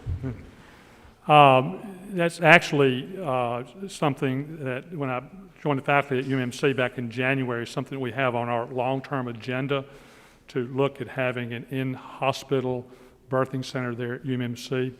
We really don't have a freestanding birthing center in Mississippi. Around the country, there are many of these things. They have excellent statistics as far as outcomes, safety, et cetera. Having said that, sometimes the lower risk patients are skewed to the birthing center, so obviously they would have better outcomes, just understanding the types of patients that go there. So it is something on our radar at UMMC. I don't know of any private plans around the state that I've heard of, but it is something, like I said, that we do want to look at going forward. I just want to echo what Dr. Tucker said, and also just to say that there's a lot of discussion around birthing centers. As a person who's dedicated my life to obstetrics, I firmly believe that women should have options when it comes to creating the birthing experience that they desire. And I very much believe in allowing Mississippi women to have access to the same opportunities that people have in other areas. That being said, I'm a high-risk doctor, and so I also worry about making sure that those things are done safely. But I do know that there are several models from across the country where it has been done in a very intentional, responsible, and safe way, and they get a lot of very positive feedback by giving women yet another option to have the kind of birthing experience that they want, and I think that it can be done in a very responsible way. Senator Blackman. Thank you, Mr. Chairman.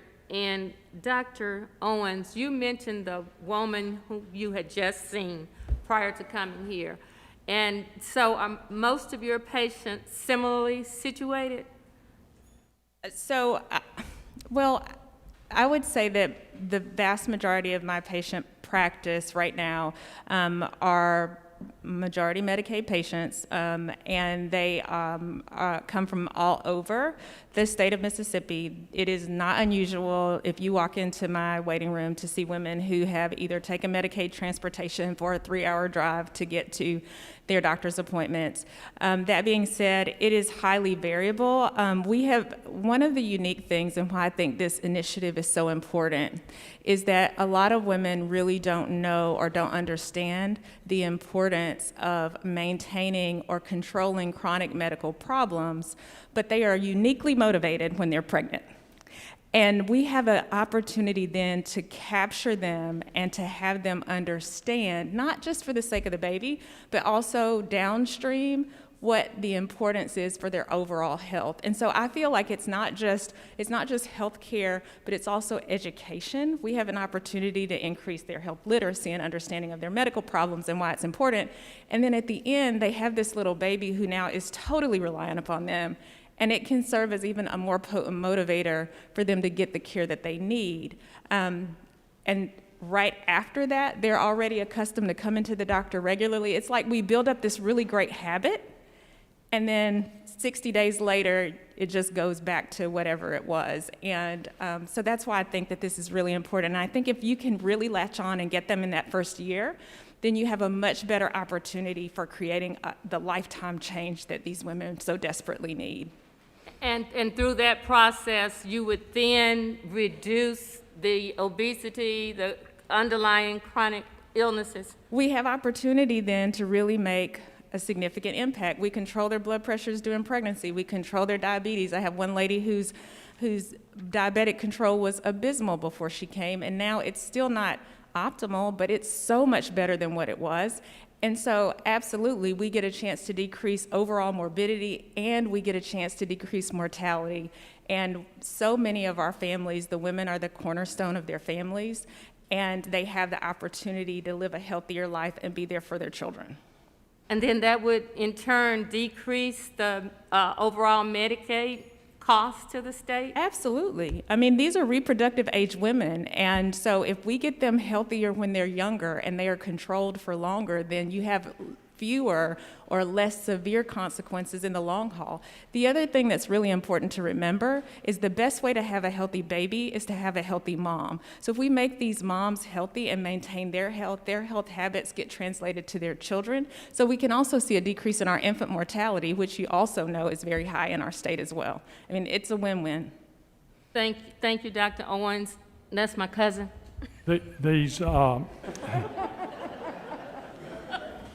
These chronic conditions, you know, they don't go away. Sometimes they're exacerbated during pregnancy, but if a woman has hypertension going into pregnancy or diabetes, they're going to be there. I think the good doctor in the previous segment said it best, that prenatal care doesn't start when they're pregnant. It starts far before then to control these chronic illnesses, better outcomes during that pregnancy, and then immediately postpartum and on into the next year, as Dr. Owens said, controlling those things, treating those things is of vital importance. Just to add, just to pile on a little bit, I appreciate this is a significant investment, but if you look in other states that have implemented these things, it's a 7-to-1 savings overall by implementing these, because you can delay pregnancies. That means the next pregnancy is healthier, and because you're managing the conditions there, because right now the habit is the patient comes in, has her baby, comes in for a postpartum check, and that's her goodbye. And then that would be, and as any of us who have children, you realize even as a father, 45 days, I'm still a deer in the headlights. And so it gives you an opportunity then to continue that rapport and relationship, because I don't know many people who don't like their OBGYN, and it's just a fact. If you deliver, grandmother, mother, father, there's a good relationship there, and so there's a great opportunity going forward, and so that's why we think it's just a worthy investment, and do really appreciate the cost. Doctors, we certainly appreciate you taking the time from your practices to come down here and visit with us. I think it was very enlightening. Again, thank you. Thank you for your time. We appreciate it. Up next, we have Dr. Hollingsworth and Dr. Green. Don't forget your other. Nobody wants to touch them. That's kind of scary. They're not used. I didn't. It's an IUD. What? No, you don't.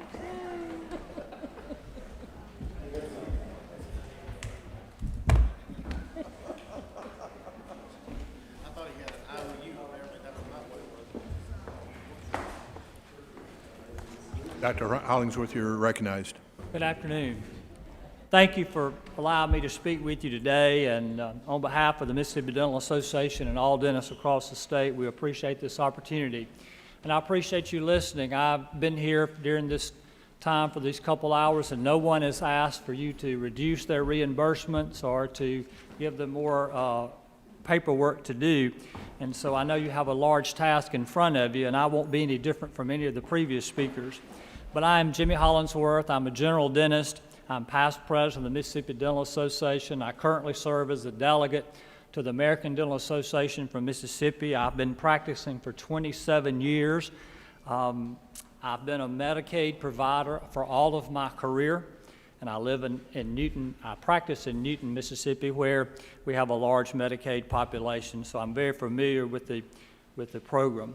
During the COVID crisis, dental offices were shut down for about 6 weeks, except for true emergencies. And so we've been working kind of at a fever pitch since then to get caught back up. And in that time, we're seeing an increase in Medicaid participants, but yet we're seeing less dentists willing to accept Medicaid and be a provider. We have many dentists that still remain on the roll as a Medicaid provider, but yet they're not seeing any significant numbers of Medicaid patients.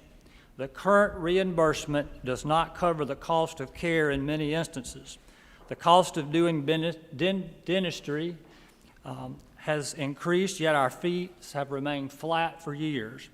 Dental materials have doubled, tripled, and even quadrupled in price during recent years, not to mention the cost of professional staffs, utilities, equipment, insurance, and other overhead.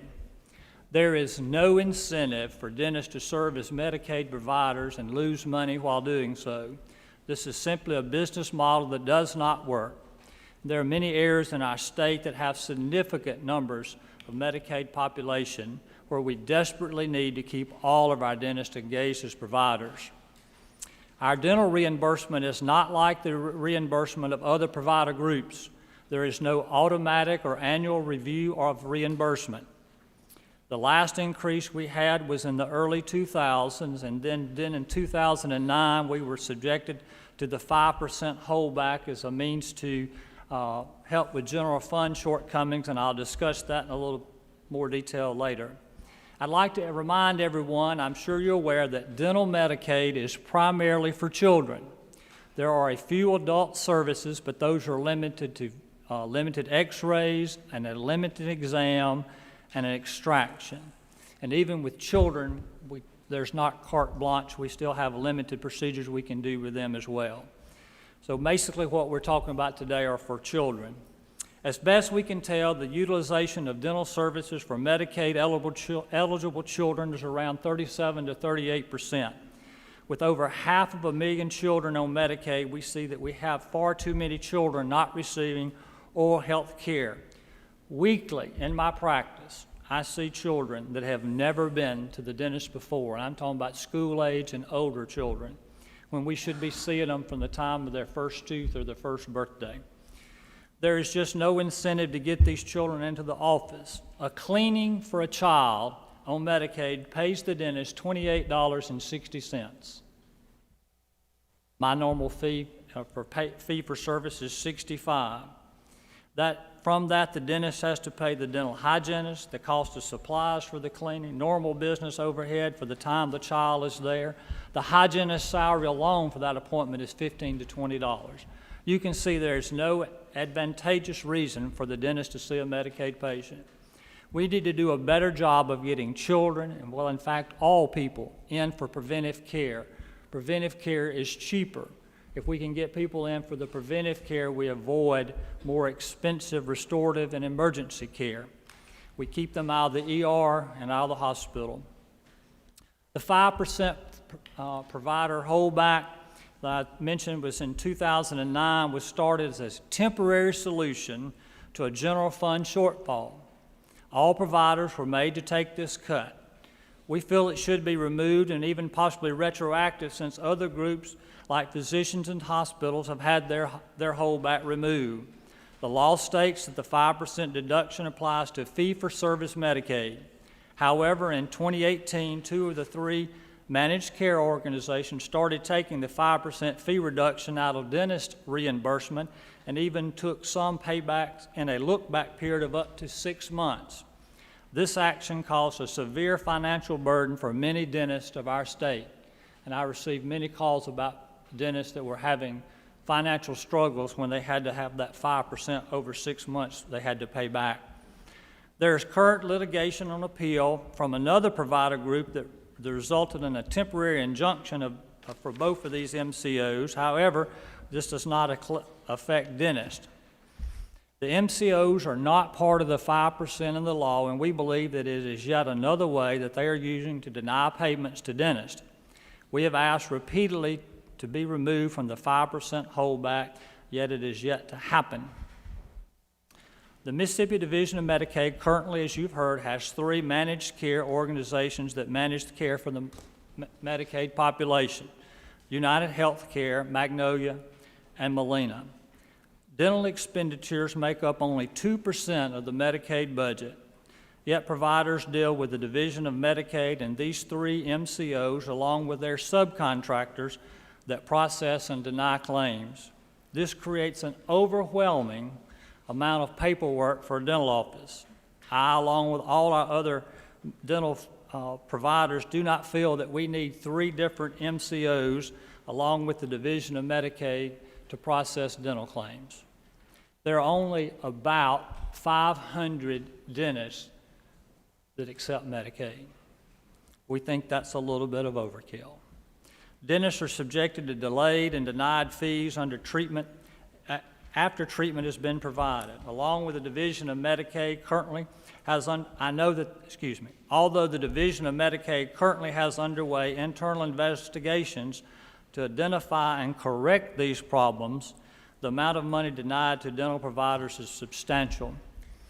The Mississippi CAN program was meant to be a means to promote and provide preventive care and to manage children's cases. That has not been the case. Mississippi CAN has made it more difficult for dentists to provide the necessary care and get reimbursed for doing so. We now spend more time and money proving the need for care and trying to get paid for that treatment than we actually do providing the treatment. There's been no focus on prevention and trying to make sure children get into providers as we were promised when the Mississippi CAN program began. If, and a big if, is money is being saved in dental Medicaid, not overall Medicaid, just in dental Medicaid, it is because either the dentist cannot get the necessary treatment approved by the MCO, or the dentist did the treatment and cannot get paid by the MCO. No dentist is going to let a child hurt. The money spent on the MCOs could go a very long way to provide needed dental treatment for the children of Mississippi instead of giving it to out-of-state corporations. All actions that we take have unintended consequences. One of the unintended consequences of the Mississippi CAN program is the increased burden of credentialing for dentists. And I think that's a recurring theme you're hearing today about credentialing.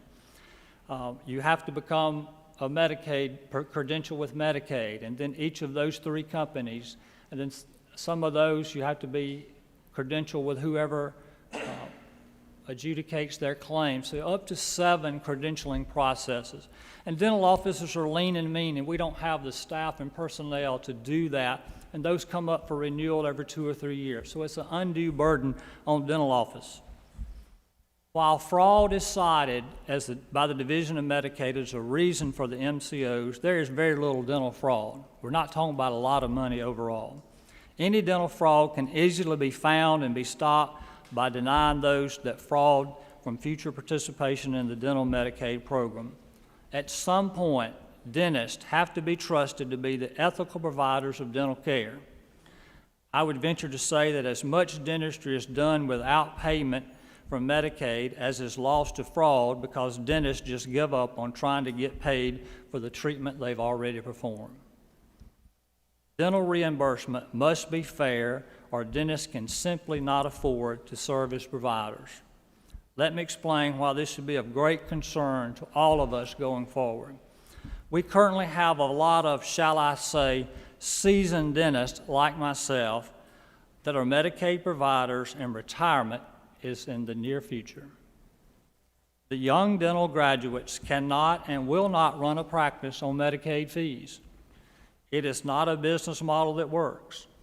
They are already burdened with student loan debt, living expenses, and office overhead. They cannot afford to lose money on any patient. That, coupled with the mindset of younger graduates, Medicaid will soon have fewer and fewer dental providers unless changes are made to the program. I serve as the Medicaid Liaison for the Mississippi Dental Association, which means if you have a complaint, you call and tell me about it as a dentist. And I get calls and emails from dentists almost daily that are considering leaving the Medicaid program. I had 2 calls this morning while I was working, seeing patients before I came here. I have not, however, had any calls from any provider wanting to become a dental Medicaid provider. Dentists call me frequently about denied treatment, the inability to get necessary treatment approved, the inability of being able to get answers from Medicaid and from the MCOs. I had a dentist contact me this morning and said that last year he wrote off $500,000 of uncompensated care for dentistry in his office, one provider. Dental overhead is different from many other health care provider groups due to the equipment and supplies required to provide care. Dentistry is primarily delivered in a one-stop manner versus having each procedure referred to other providers, as you see in other health care areas. Dental office overhead is at least 60% or even more. Treating a patient that you are reimbursed at 50% of your normal fee, you can see that it's difficult to run a business in this model. There are no corners to cut when treating a Medicaid patient. We are legally and ethically required to provide the same quality treatment to Medicaid patients as all other patients. Program requirements and administrative needs continue to provide barriers to those seeking to work within the Medicaid system. As I said, dental offices are lean and mean. We do not have excessive office staff to take care of the aforementioned paperwork and can't afford to hire extra staff based on Medicaid reimbursement fees. I treat some patients in the hospital that just cannot be seen in a dental office. They're those children that have to be seen there. I, along with my staff, spend as much time getting the patient approved and getting the necessary paperwork done as I actually spend in the OR with that patient. We spend as much or more time ahead of time, as Dr. Green will probably testify. She does pediatric dentistry. Dental disease does not go away. It is still the #1 childhood disease. That's not a statistic made up by the American Dental Association or any other dental group. Pull out your phone right now and Google #1 childhood disease, and it will say tooth decay. It will tell you that it's 5 times more common than asthma, 4 times more common than childhood obesity, and 20 times more common than diabetes, and yet dental care is still not properly funded. How can we expect for it to get better unless we properly fund it? Dental disease, for the most part, is preventable, yet we just have to get the children into our office. As stated early, dentistry is only about 2% of the Medicaid budget. The Medicaid budget's $1 billion. 20%, our 2% is $20 million. The state's part of that's about $300,000. You could double our reimbursement fees in dentistry for about, $3 million, about $3 million more, so about a total of $6 million into that. And then that's 1 mile of pavement, by the way. If reimbursement was at a decent level, many more dentists would happily accept Medicaid. More dentists would equate to children being seen earlier, and dental decay would be treated in its earliest stages before becoming more extensive and more expensive. We are not just talking about children's primary or baby teeth. We're talking about their permanent teeth that they will have or should have for a lifetime. Proper reimbursement reduction cannot be considered the first step to save money. This only creates and makes the problem worse. It discourages provider participation, access to care is intensified, and it causes a delay of treatment that results in more expensive treatment. Emergency room diversion programs can help increase and save money at the same time. Emergency rooms do not provide dental treatment. They only treat the symptoms and refer them to a dentist. If we could keep those children and adults out of the emergency rooms, money could be saved.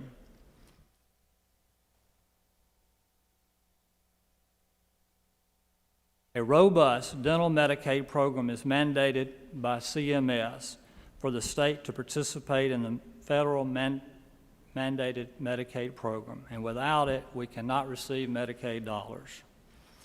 In conclusion, one of you asked, what would you do if I was given the task of how to fix it?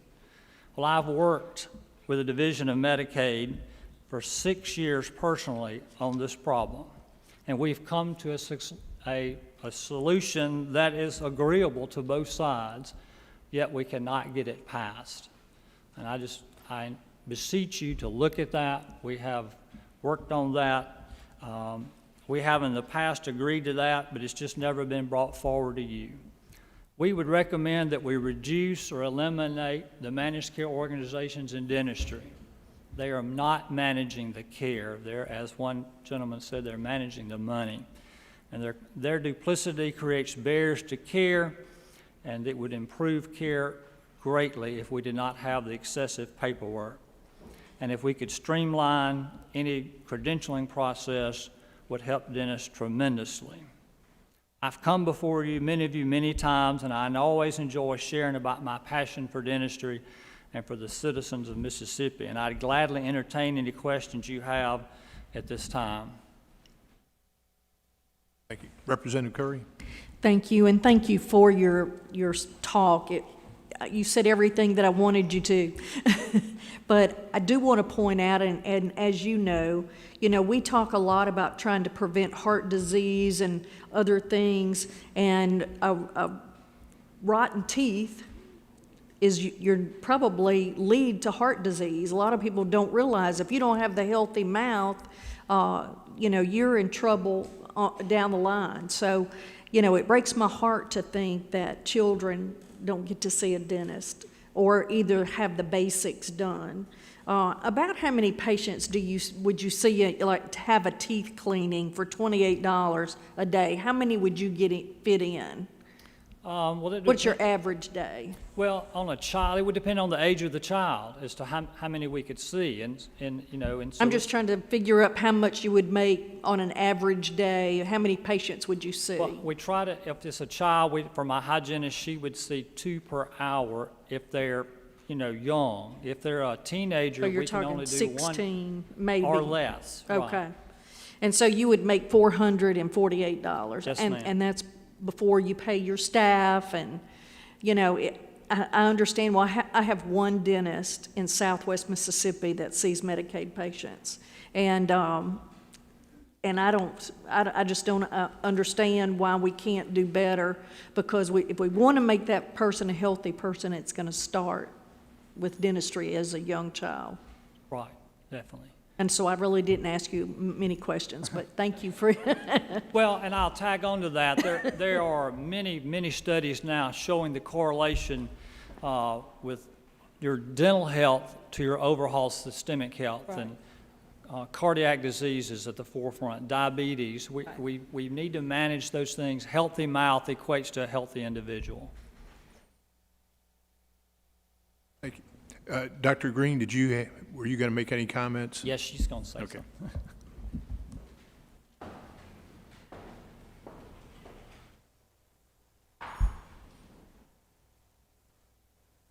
Good afternoon, and thank you, Mr. Chairman, for allowing pediatric dentists to speak to you today as you deliberate the difficult decisions regarding two of our state's most valuable resources. Dollars, those taxpayer budgeted dollars, and our vulnerable children who qualify for Medicaid due to poverty and/or disabilities.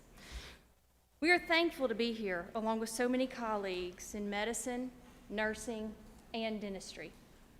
I'm Tiffany Green, president of the Mississippi Academy of Pediatric Dentistry, and I represent roughly 65 pediatric dentists across the state of Mississippi.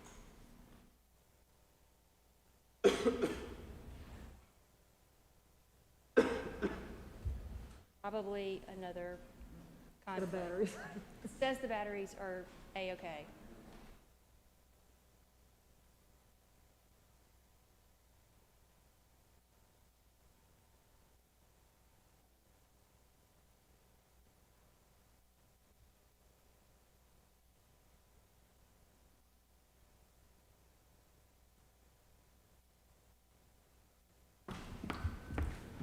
Dr. Quinn.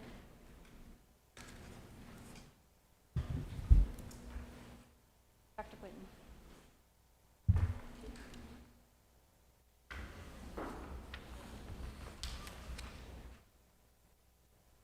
So the question that many of you may be asking, what is pediatric dentistry?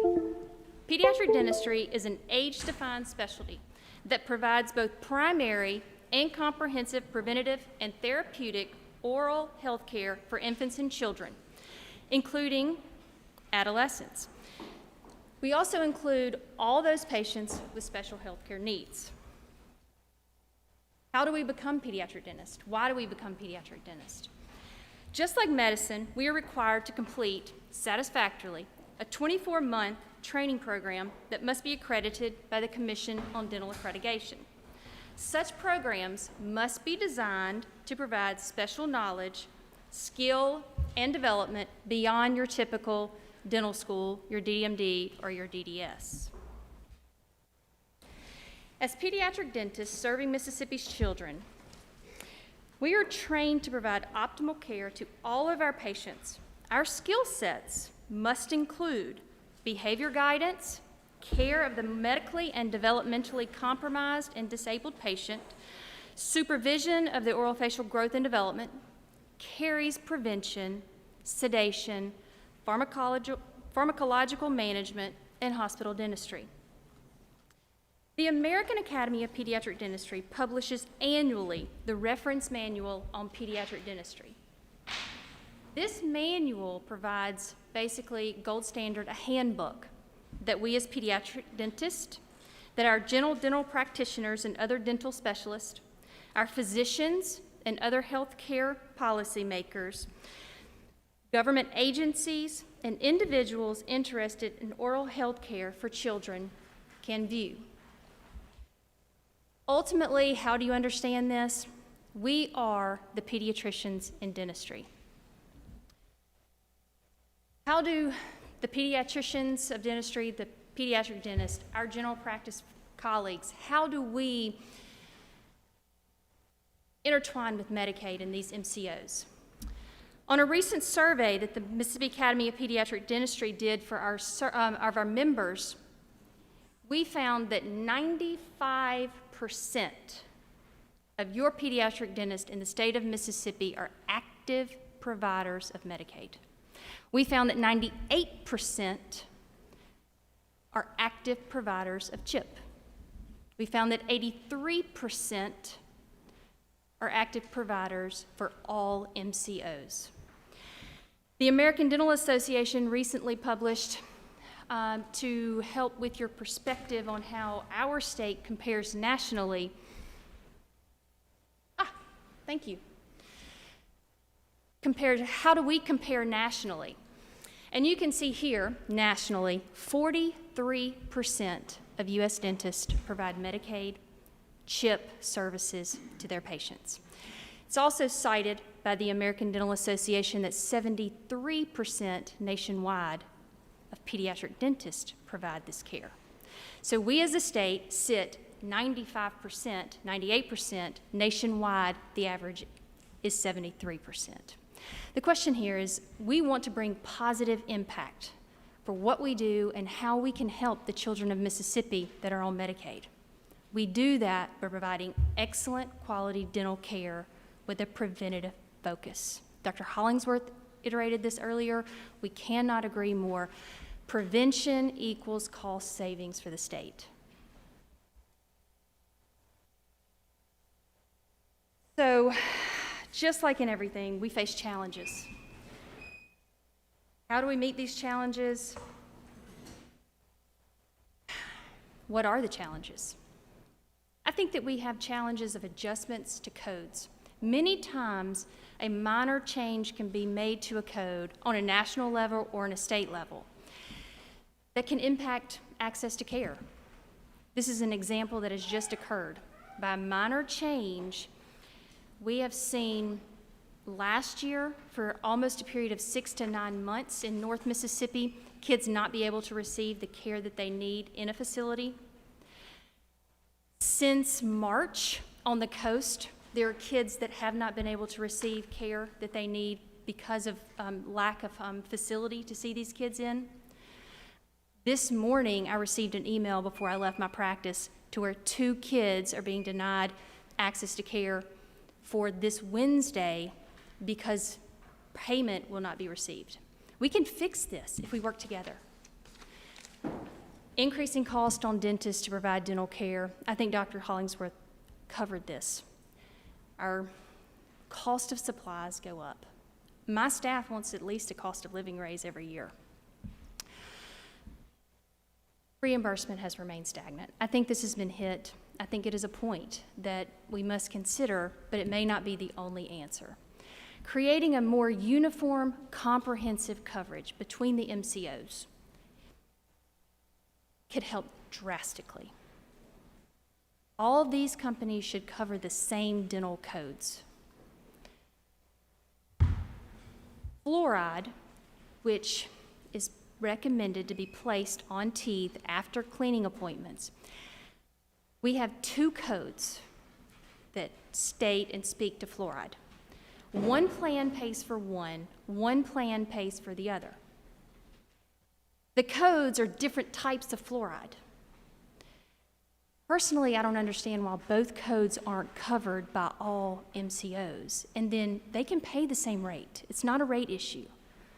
But when my staff has to keep up with which code to bill, which fluoride I can use on this patient and not this patient, it becomes cumbersome. Cover both codes. All the MCOs, Medicaid covers both codes. We, then the practitioner, are allowed to choose the type of fluoride that benefits our patients most. Received a call this morning from Dr. Sumner, who's here making statements on being referred patients that are going on 4 or 6 weeks in pain, teeth crumbling, with access to care issues. And she's got great solutions. We have great solutions for these problems in order to get these kids the care that they need and the care that they deserve. In the times that we're in now with COVID may be the #1 reason kids are missing school, but In years past, it's going to be pain, infection, that's going to be teeth-related. How do we look to the future? How do we make our state better when it comes to serving the dental, oral, overall health care for our patient population? Non-disruptive access to an anesthesia facility when it is vital for treatment. It is not always necessary, and it should not be the first choice, but there are cases to where it is a must. A more open working relationship and communication with the Mississippi Division of Medicaid and Managed Care Organizations in order to work through challenges together at an expeditious pace. And we want to provide quality dental care for children in Mississippi at an adequate reimbursement rate that is affordable for the state. I received an email this morning from Dr. Paul Casamanano, and he stated, and it really caught my attention, poor children get poorer health. And it struck me that that's not the Mississippi that I want to live in. That's not the America that I want to live in. They deserve the same care, the same quality of treatment that the rest of us do. And we as dentists, as pediatric dentists, want to help facilitate, to help brainstorm, to help move our state in a more positive, interactive manner.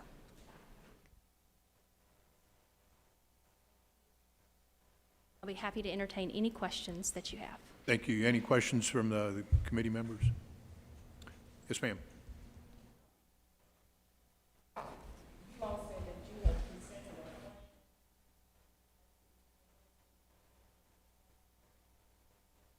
Those of us who were not privileged to that.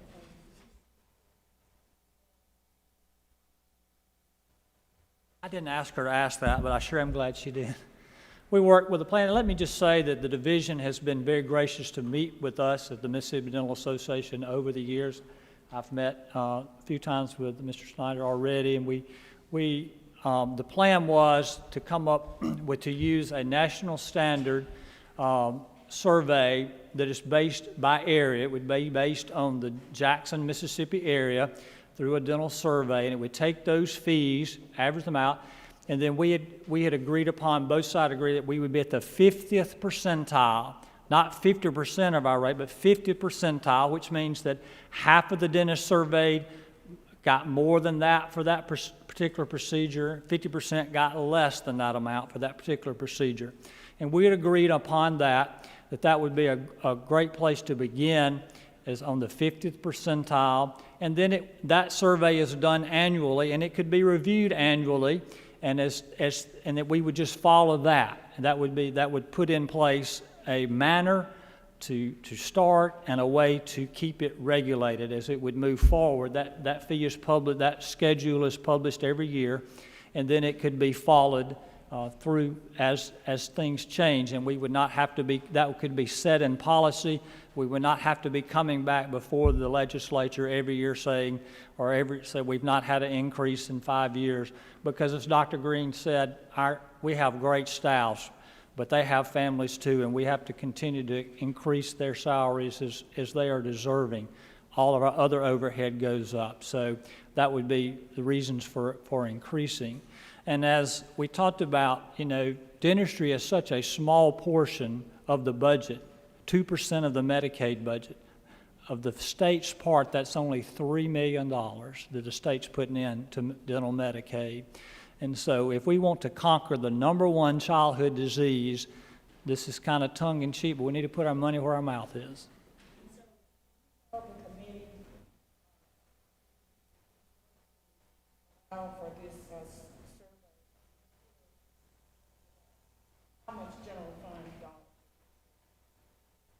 I don't have that number right now. That was when we did that a couple years ago. They had a figure.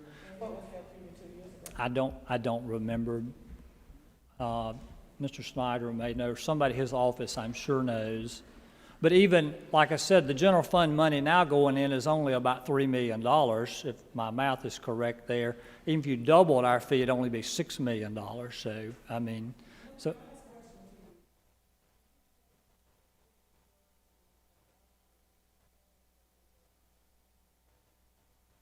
That you would have more dentists?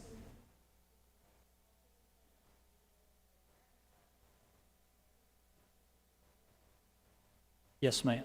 If we could increase reimbursement and reduce paperwork, reduce all this problem, their dentists want to work. They love doing what they do. And of all the dentists that don't take Medicaid, those are the two reasons. It's the low reimbursement and the paperwork barrier. Thank you, doctors. Appreciate you coming before us. Thank you. Representative Curry, you're going to like this next one. We've got the nurses coming up. I'm going to try not to ask questions. Reese Malone, who's the executive director of the Mississippi Nurse Association, was scheduled to speak, but unfortunately couldn't make today. And I believe she's live streaming, and I wanted to assure her, as someone who used to be a nurse, someone who has 4 of his 5 sisters are nurses, a niece who's a nurse, a daughter who's a nurse, and a sister-in-law is a nurse. I'm going to listen to the nurses. So we're going to have her come back at a later date and present. But right now we've got Ann Glasgow, who's president of the Mississippi Nurse Practitioners Association, and Wanda Stroop, doctor of nursing practice, a clinic owner. Mr. Chairman, thank you so much for having us today. I'm Ann Glasgow. I am a nurse practitioner. I have a master's in family health, family practice, acute care with accreditations in advanced trauma. I have practiced at Baptist Soda in the ED for about 20 years.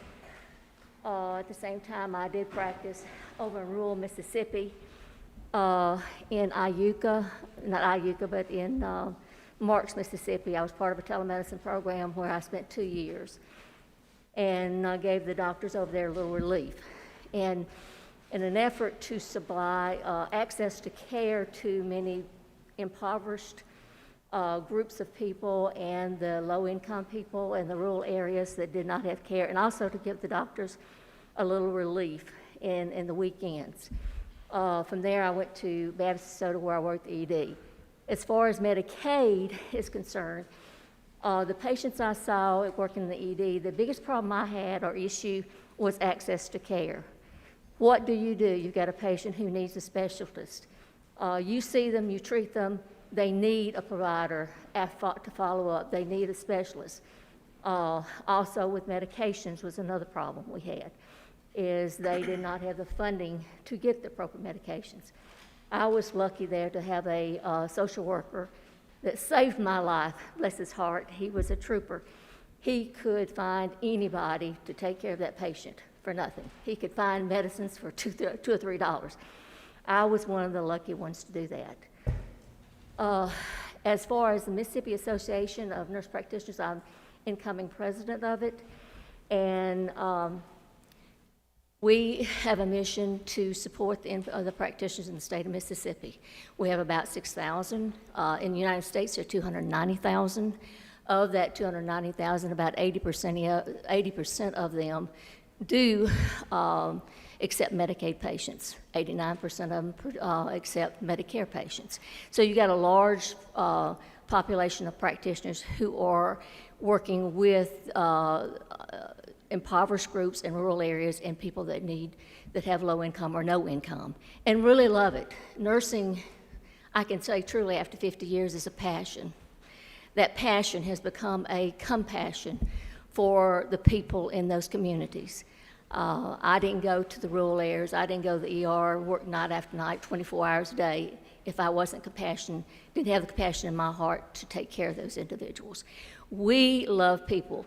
Our association is supported by the practitioners in the state of Mississippi, It helps to educate them. We have annual conferences that educate them. We also help in instances if there's any issues with reimbursement, whatever we can do to support the NPs in the state of Mississippi. And there's about 6,000 of them. Also, as far as presenting to you, on our board is Wanda Stroop. She is heading up one of our clinic managers programs that we've got identified this last year of some of the issues and problems they have, and she's going to further discuss with you some of the issues that they may have there.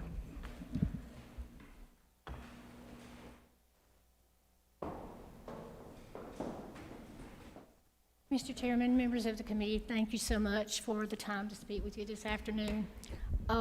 As she mentioned, I'm Wanda Stroop. I have a clinic in Ripley, Mississippi, which is about as far away from here as you can get, still be in the state. But we have 4 nurse practitioners in the clinic where I am, and several other nurse practitioner-owned clinics in our town.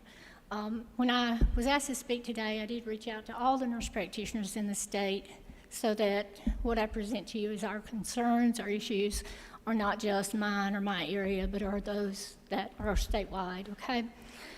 One of the biggest issues that the nurse practitioners came back with when I asked them was Molina. Molina is obviously just one of the Medicaid programs.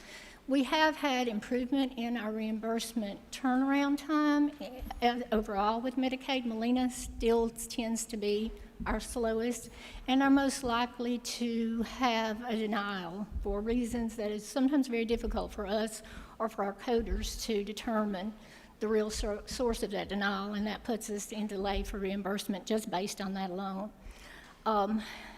The other issues that we have with Molina is for the last 2 years, we know for sure, possibly the last 3, nurse practitioners throughout the state have had their patients come to them with letters that they got from Molina saying that they were no longer in network.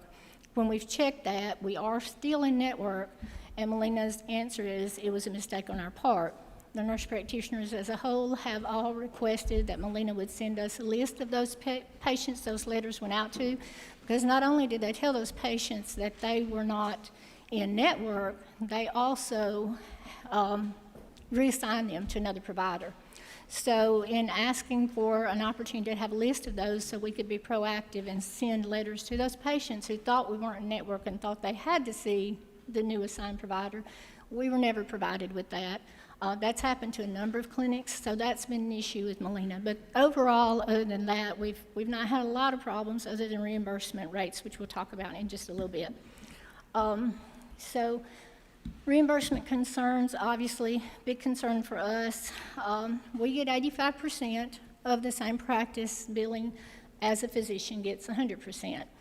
So that's a big problem throughout the state. And as you can see here, nurse practitioners have a 13% higher odds of working in a primary care state with full practice authority. All of y'all have heard our full practice authority, and you'll hear a little bit more about that as we go through, because that's a big cost for us. And odds of increasing, whoops, what happened? Did I touch something? Oh, there we go. Odds increase to 20% if that state also reimburses nurse practitioners at 100% of Medicaid. And then practices with nurse practitioners have 23% greater odds of accepting Medicaid as practices without nurse practitioners.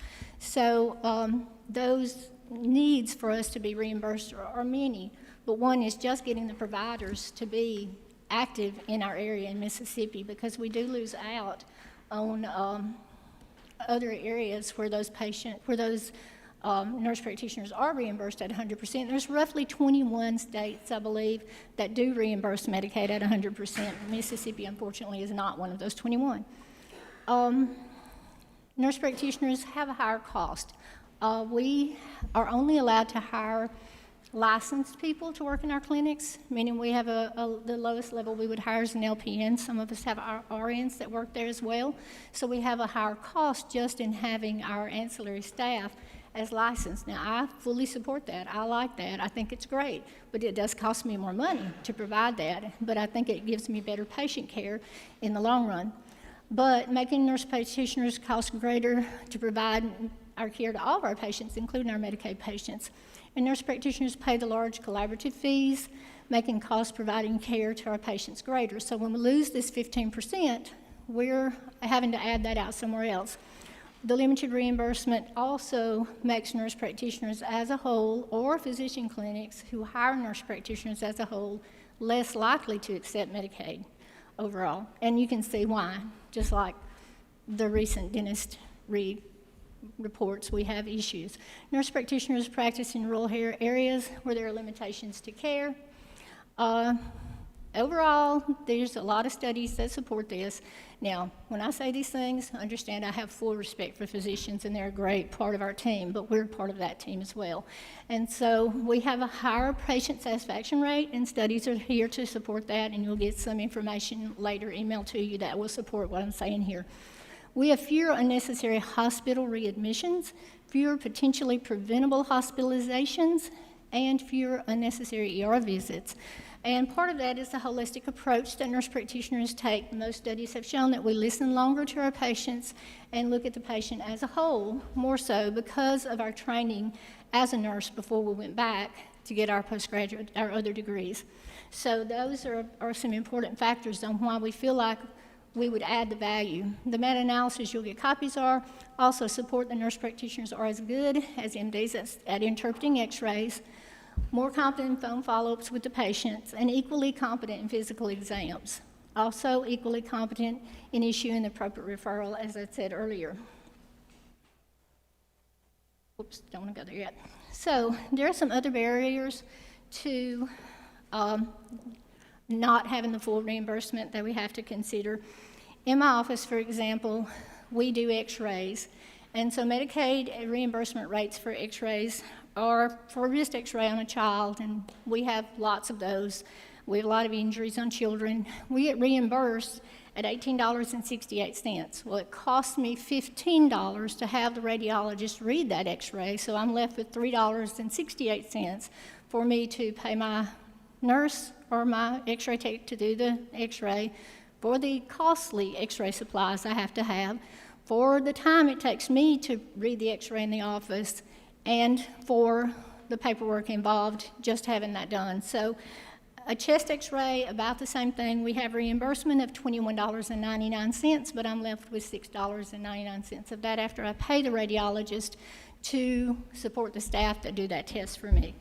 So during the pandemic, the nurse practitioner offices suffered in the same manner as physician offices. We, at that point, had a lot less visits to bring in the revenue we needed to support our staff, our ancillary staff, and just run our business. During that time, there was no change in our collaborative fees. So when we saw that, my clinic saw about an 80% drop in patient care for about 2 months in patient visits during that time, and it's very hard to recuperate from such a loss in a year's time. And we kept all our staff, we didn't lay anybody off, but the point is, I still had that collaborative fee that I had to pay every month. And for most practices, the collaboration fee ranges anywhere from $1,500 a month to $2,500 a month. So we're looking at anywhere from $6,000 to $10,000 monthly that nurse practitioners are paying for those fees, regardless of whatever is going on in the world, like the pandemic. So those fees are there, and they're part of us doing business. But this 15% increase for Medicaid services would certainly help. Full practice authority would obviously make a big difference in that as well. And I think I've lost a couple of slides, so let me try to find them. They disappeared. Okay.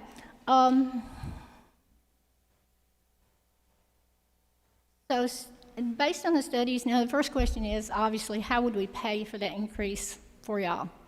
And I know that's a big question. But since we have these things that show here that we have higher patient satisfaction scores, then obviously those patients are probably going to follow up with us more readily.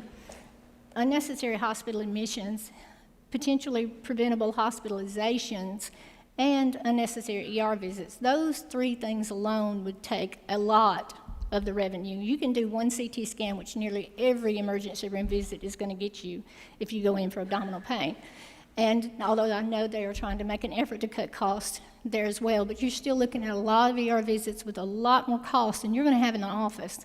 And in the office, we make every effort to do everything we can to prevent that patient having to go to the emergency room or to prevent that patient having to be hospitalized. And in our area, we work closely with the North Mississippi Medical Center in Tupelo because of where we're located, and my clinic is actually in a CIN and an ACO with them, and we make a lot of effort to look at the tests we order, pay attention to how we're spending Medicare, Medicaid, whoever's money it is, and make sure that that patient has the necessary documentation to support the tests we are ordering. The Medicaid now makes us have a prior authorization on nearly everything we do. I had a child a few weeks ago, 13 years old, acute abdominal pain, obviously most likely an appendicitis. To get her a CT scan that day, which I did not feel comfortable in waiting overnight, I had to send her to the emergency room because I could not get it approved because she was Medicaid. So those situations happen to everybody. But the point is, how much more did it cost when I could have sent her for the CT scan, talked to the surgeon while she was still in x-ray, sent her around, got her to surgery, and never completely bypassed the ER, completely bypassed that loss of revenue or that loss of money to the system. We work very diligently with the local hospitals in our area to utilize the hospitalist. When we've done a full assessment of that patient, we know what we're dealing with. We've already done our due diligence. Then we try to admit through the hospitalist to prevent an ER visit and to prevent the cost that's lost during those visits. So when we're looking, I do family practice, and a lot of nurse practitioners do. I may go from having a 2-week-old baby to having a 95-year-old patient in a span of 20 minutes. So your thoughts have to change a lot. But when I'm seeing that 95-year-old, I don't get the opportunity to ignore 15% of their problems. So just like a physician seeing that 95-year-old, I've got to take care of that entire patient. I have to handle all 15 problems that she has. If they're in renal failure, they're in heart failure, whatever's going on, I have to assess it. When that patient walks in my door, they chose to see me, and I have to treat them the same as they would get treated anywhere else. So leaving off 15% is not an option. So in my opinion, and the opinion of most nurse practitioners, paying us that extra 15% would be well worth the time. One of the reasons we obviously are moving diligently over the last 12 to 13 or more years toward full practice authority is that we would like to take that money and reinvest it into our clinics. That $20,000 to, well, in my case, about $50,000 to $60,000 a year, and some clinics much more, goes out to other areas, whereas I could have a point of service ultrasound, I could have more staff, I could have many more options local in my community that I could be using that money for instead of paying just to have my doors open. And that money, when it comes to the collaborating fee, as much as it is great to have that collaboration, and we would still continue that collaboration I do every day with St. Jude, with Le Bonheur, with hematologists, with cardiologists, and I don't pay them for that. When they come in and they're auditing 20 charts on my staff per month, I honestly audit more than that myself. They do a great job. I have great collaborators, don't get me wrong, but the cost of doing that, and then the cost of Medicare reimbursement, Medicaid reimbursement, Medicare's an option too, we're not talking about that today, but those kind of things play into the entire practice, and our responsibility is the same to our patients, no matter whether we're a physician or whether we're a nurse practitioner. We understand our scope of practice, we respect it, and we respect their advantageous abilities to share with us their knowledge as well. But a collaboration is collaboration, and it shouldn't be a fee for collaboration. That money should be spent back into our offices and back into our patients and back into our ability to provide jobs to our local people in our local communities and taking care of the patients that we have. Our biggest thing, other than obviously the 85%, was the DME requirement. Now that came a couple of years ago and has been a tremendous hindrance to our staff and to our practices. We have more oversight signing for diapers and signing for diabetic strips than we do ordering narcotics. You know, the DEA does not cause us this kind of problems. This has been a huge limitation to our practices. Now, there is a way that some providers and nurse practitioners can put on their protocols that they can have these things automatically signed, and we are allowed to do that. But there are many collaborators, from what I've heard throughout the state, from the nurse practitioners as a whole, who are not willing to do that. And some physicians who are the collaborators with these nurse practitioners in the rural areas are actually requiring that nurse practitioner refer that patient into their clinic, and they see that patient, and then they will sign off.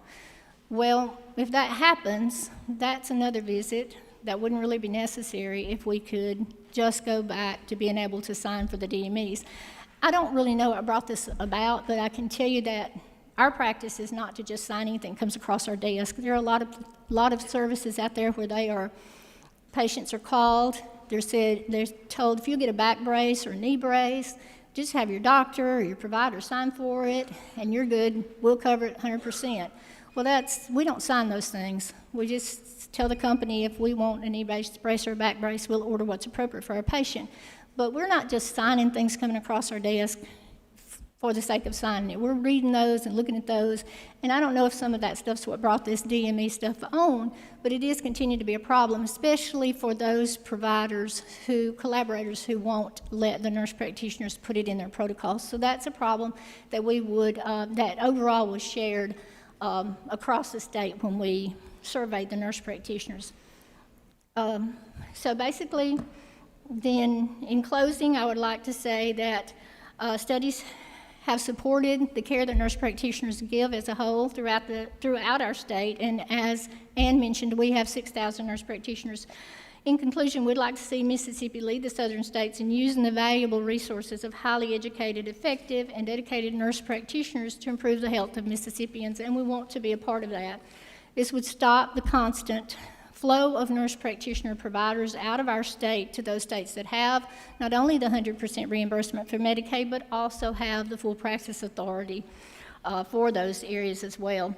Both of these would relieve many of the financial burdens that nurse practitioner clinics see, and since we are the clinics that are seeing in most of the rural areas, then to us this would make a big difference if we could make a change in some of these things that I've mentioned. Any questions?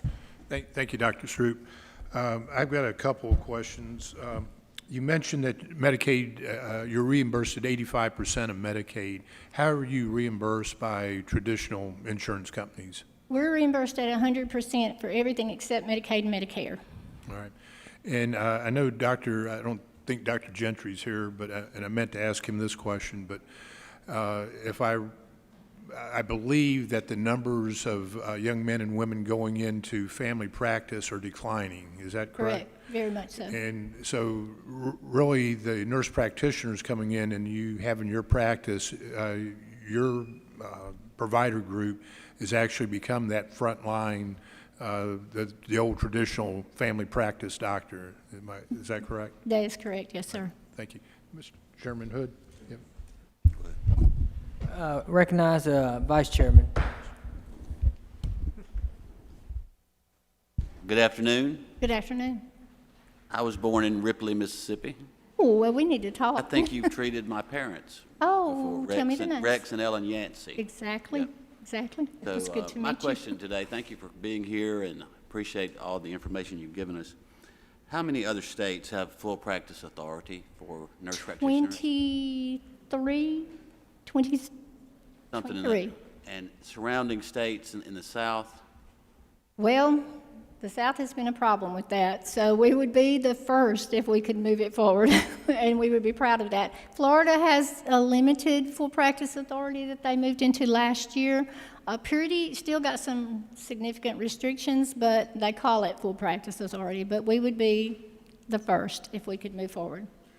Now, you had said that nurse practitioners receive 85% of what a medical doctor receives for treating Medicaid patients. Is there any distinction in what an MD gets versus what a DO gets, a doctor of osteopathy? They get the same. They get the same as Yes, an sir. MD? Okay, all right. Thank you very much. I do, yes, sir. Representative Curry? Thank you.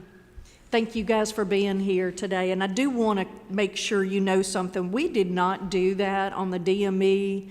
That was CMS. So Okay. that's something we don't get blamed for. So sorry.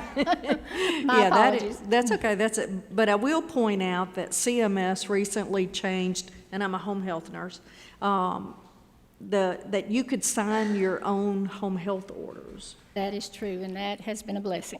Well, but the state regs have not changed. Right. And so everybody is up in arms, nobody knows what to do, and I want to encourage our state regs to be changed since, by golly, CMS did it, you know. That's right. I agree So, with you 100%. anyway, thank you for being here, and I didn't want you to think that we did the DME. We did Well, not. we were blaming y'all, so my apologies for that. But we Thank would you. love for you to change the home health thing. That would matter Yeah, tremendously. and to I us. think it's coming. Good, thank you. Any other questions? Representative Curry, could I just get a clarification on what you said, CMS? They is changed what that we need to nurse change? practitioners can sign their own home health orders, and I believe hospice. Hospice as well. And, but in- our state regs have not been changed. And until the state regs change, even Nobody's though we doing can it. sign them, we can't get paid for them. So that money goes to our collaborators All right, as thank well. you. Any other committee members' questions? All right, ladies, thank you. Appreciate you. Thank you for your time. Up next, we have optometrist Dr. Nettie Hines and Dr. Jimbo Bearden.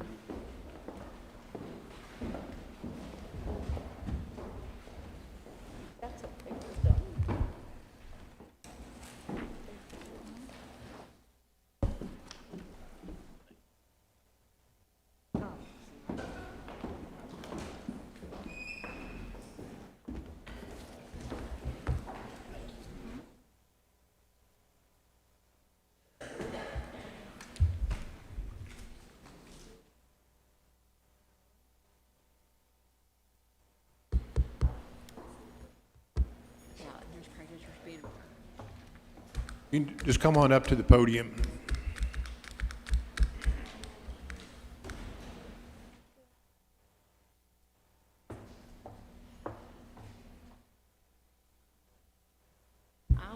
Go ahead, Dr. Hines. Thank you. Okay. First off, I want to thank y'all so much for taking the time to see us today. Doctors of optometry deliver an essential component of patients' overall primary care health care. And we practice in 72 of the 82 counties in the state of Mississippi, which provides a lot of access to care for the residents of Mississippi.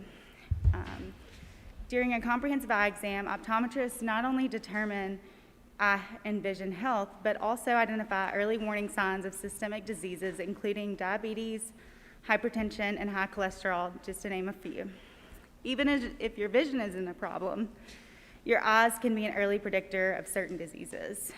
The retina, or the back of the eye, gives doctors a close-up view of your blood vessels and nerves without needing to be cut open. As primary eye care providers, we work not only with general and specialty ophthalmologists, but also other medical providers such as endocrinologists, rheumatologists, and neurologists, and this list goes on and on. As our eyes allow us to see the world as medical professionals, it is our gateway to the inside of the body.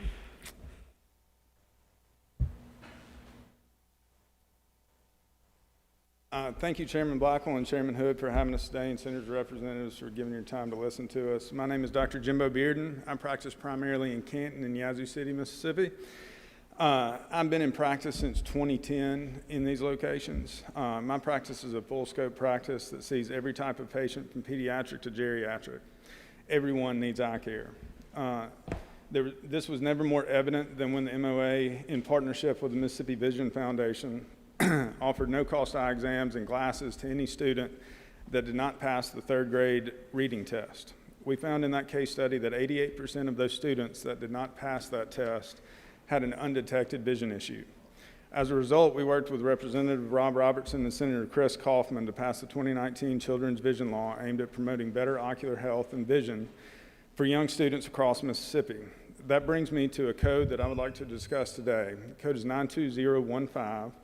It is the refraction code. This is the code that we use when we determine that the eyes are healthy, and we use that code for refractive services. We are very pleased to say that whenever there's an issue with Medicaid, we have a receptive ear with Drew Snyder and his team at Medicaid. When we recently discovered that the code for refraction that more than 85% of the doctors of optometry use routinely had been cut by 70%, we immediately began reaching out to Medicaid to try to not only understand why this occurred, but to see if there was a remedy for this. This is now being looked at by Medicaid, and we anticipate this being addressed in the near term. One code might sound like a very minor thing, and in the overall budget of Medicaid it is, but this is one of the basic codes that doctors of optometry use on a daily basis, and it has a huge impact on any eye doctor. From a personal perspective, in my practice, in my two most rural practices, in Canton and Yazoo City, for March Vision, which is Medicaid, myself and the doctors in my practice did 652 refractions. In Canton, 492 in Yazoo City, 314 for Medicaid, 160 for Yazoo City Medicaid, 758 for OptiCare in Canton, 504 in Yazoo. That accounts for 1,724 refractions in Canton and 1,156 in Yazoo City, which accounts for over $100,000 of net loss for the exact same work done for the previous year. And as an aside, because I heard what some of the other folks have said today, the credentialing of those three different plans, if you ask my office manager, is the worst thing that she has to do on a yearly basis, as opposed to being able to credential for one when she has 7 doctors that she has to get re-credentialed every year. We appreciate that we have a Medicaid department that is willing to hear us when there's a problem. We want to leave you with assurance that doctors of optometry in the state are highly trained, and we're the primary eye doctors throughout the state. We're the ones in small towns and cities that have no other eye care providers. We work hand in glove with partners in ophthalmology to ensure patients that need surgeries get the care they need. However, we are trained to do much more than we are allowed in the state of Mississippi, and we will be talking to you more about that soon. We work with primary care doctor specialists in our town and provide total wellness for the residents. Just this morning, I had a follow-up with a patient 6 weeks after I saw her for a 92015 refraction. I was able to see, just because of a refraction in her glasses prescription, that she was likely diabetic. I referred her to a primary care physician in Canton, and she is now on diabetic medication, lost nearly 30 pounds, and has her sugar under control. Sometimes a refraction isn't just glasses. We help to save healthcare dollars by helping patients avoid emergency rooms. We stayed open to provide emergency and urgent care during the shutdown of COVID. Our patients are real people to us. We see them on a regular basis. We know their families and their concerns. Our patients are your constituents, and we do our best to give them the highest level of care. I'd like to remind you that that Dr. David Parker is happy to answer any questions you may have after we leave here today. He offered to come today, but we thought he deserved a break. He wanted to make sure that you know he is willing and available to answer any questions that you may have about how Medicaid and optometry work. And if you have any questions, we'd be happy to field those if we could.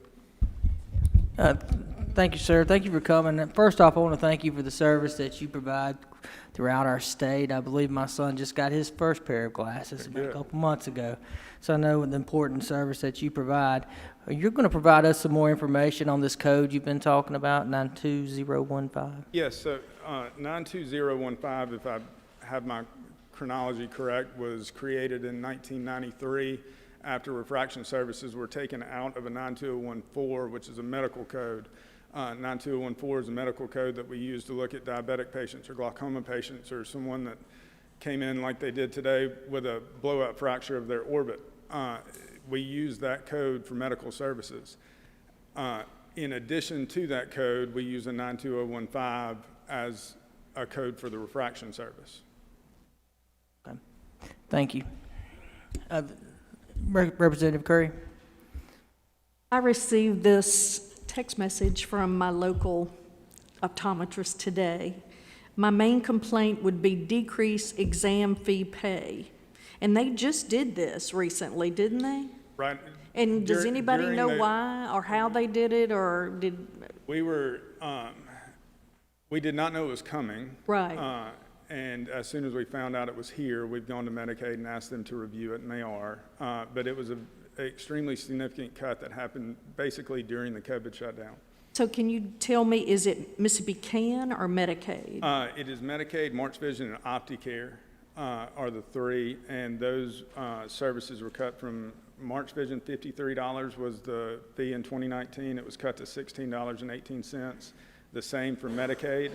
OptiCare was $55.79, and it was cut to $17.03.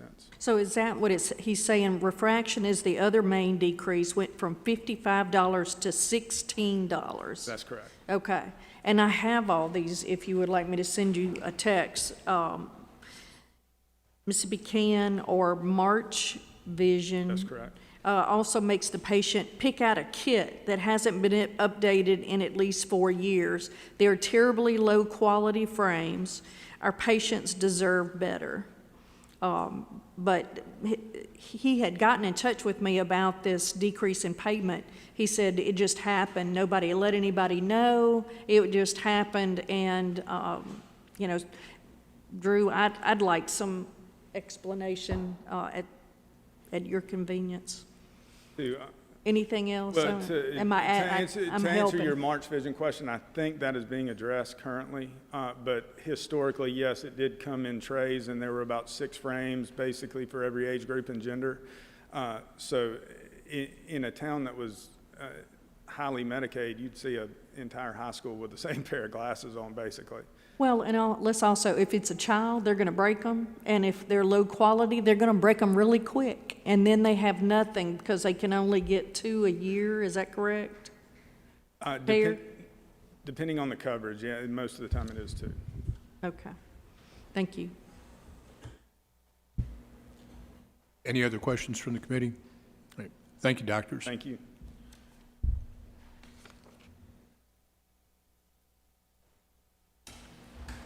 Up next, we have Robert Dozier with the Pharmacy Association.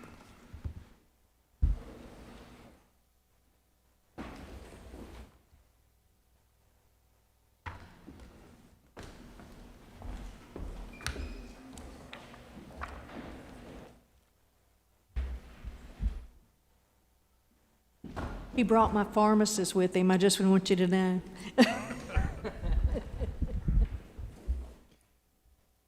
Good afternoon, ladies and gentlemen. My name is Robert Dozier, Executive Director for the Mississippi Independent Pharmacies Association. And with me today is Jerry Morgan from Okolona, Mississippi, and LaRue Baker from Brookhaven, Mississippi. I believe the handout's being passed out right now, and I can kind of start this. Currently, the Division of Medicaid sets the prescription limit. That limit is at 6 total prescriptions. No more can be 2 brand name drugs. That was increased. Chairman Wiggins and others gave that flexibility to Medicaid last time we had to look at the Medicaid Technical Amendments Bill. Currently, the Division of Medicaid oversees the Drug Utilization Review Board, which is mandated by the Center for Medicare and Medicaid Services. The Pharmaceutical and Therapeutics Committee is overseen by DOM and was established by the legislature. That is in the current technical amendments law. The P&T Committee is responsible for creating the Uniform Preferred Drug List for fee-for-service and managed care programs. That is very important, ladies and gentlemen. We'll touch on that in a minute.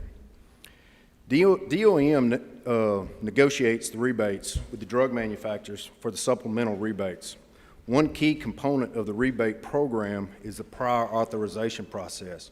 And y'all have heard about this prior authorization process from other speakers beforehand. DOM sets the criteria for the prior authorization process along with the prior authorization vendor.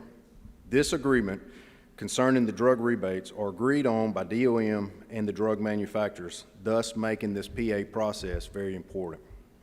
If the PA process is not followed, the drug manufacturers might challenge the rebate process, and the MCOs are not following the PA criteria, and this action hurts DOM from the collection of full amount of rebate. This is costing Mississippi taxpayers every year. CMS is who currently sets the pharmacy reimbursements. Used to be in the hands of the legislature, but in 2017, CMS came in and they passed a final rule coming from Washington that sets the pharmacy reimbursement for all pharmacy in Medicaid across all 50 states. Right now, Medicaid pharmacy providers are reimbursed at a national average drug acquisition cost, NADAC, plus a professional dispensing fee. The professional dispensing fee is set by a cost of dispensing survey agreed upon by DOM and the pharmacy providers.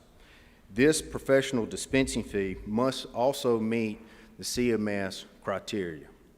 So CMS sets NADAC, and that is done over a survey across all 50 states from the pharmacy providers. And then as far as the professional dispensing fee here in the state of Mississippi, that is also a survey done by a survey which is set up by Medicaid and the pharmacy providers, and we come to a number, and then we submit that to the CMS, and they bless it more or less. So basically, CMS is in control of the pharmacy rebate. Earlier, I said that in 2017, CMS was the one who changed this pharmacy rebate model, not the legislature and not Division of Medicaid. When this happened in 2017, it is our estimate that that cut to the pharmacist or savings to the state, whichever way you want to look at it, was probably somewhere in the $40 million range. And that is real money that came off from the pharmacy program. That was not a savings, a cost savings, or anything else that the managed care organizations did. That was strictly a reimbursement methodology change by CMS. One key component that is very good, and this committee has heard about it in the past, is the Complex Pharmaceutical Care Program. I believe the first year that it was implemented was probably in 2017, 2018, and that program saved the Division of Medicaid $25 million. Now, that program was created by the Division of Medicaid. It's within the Division of Medicaid, and Division of Medicaid saved $25 million from these complex pharmaceuticals. And basically what it is, the Division of Medicaid staff, they start looking at these high-dollar medication prescriptions that some of these patients are on. And we're talking about prescriptions that are $10,000, $20,000, $30,000. And so what the staff does is they start working with the pharmacists, the doctors, and the beneficiaries to make sure that these beneficiaries are, one, taking them correctly, two, if they really truly need them or not. And that is a great program that the Division of Medicaid has created and run with. The problem that we face with this program right here is we will never really see the full, true potential of this program because they're only going to be looking at 30% of the Medicaid population. Only 30% of the Medicaid population is in fee-for-service.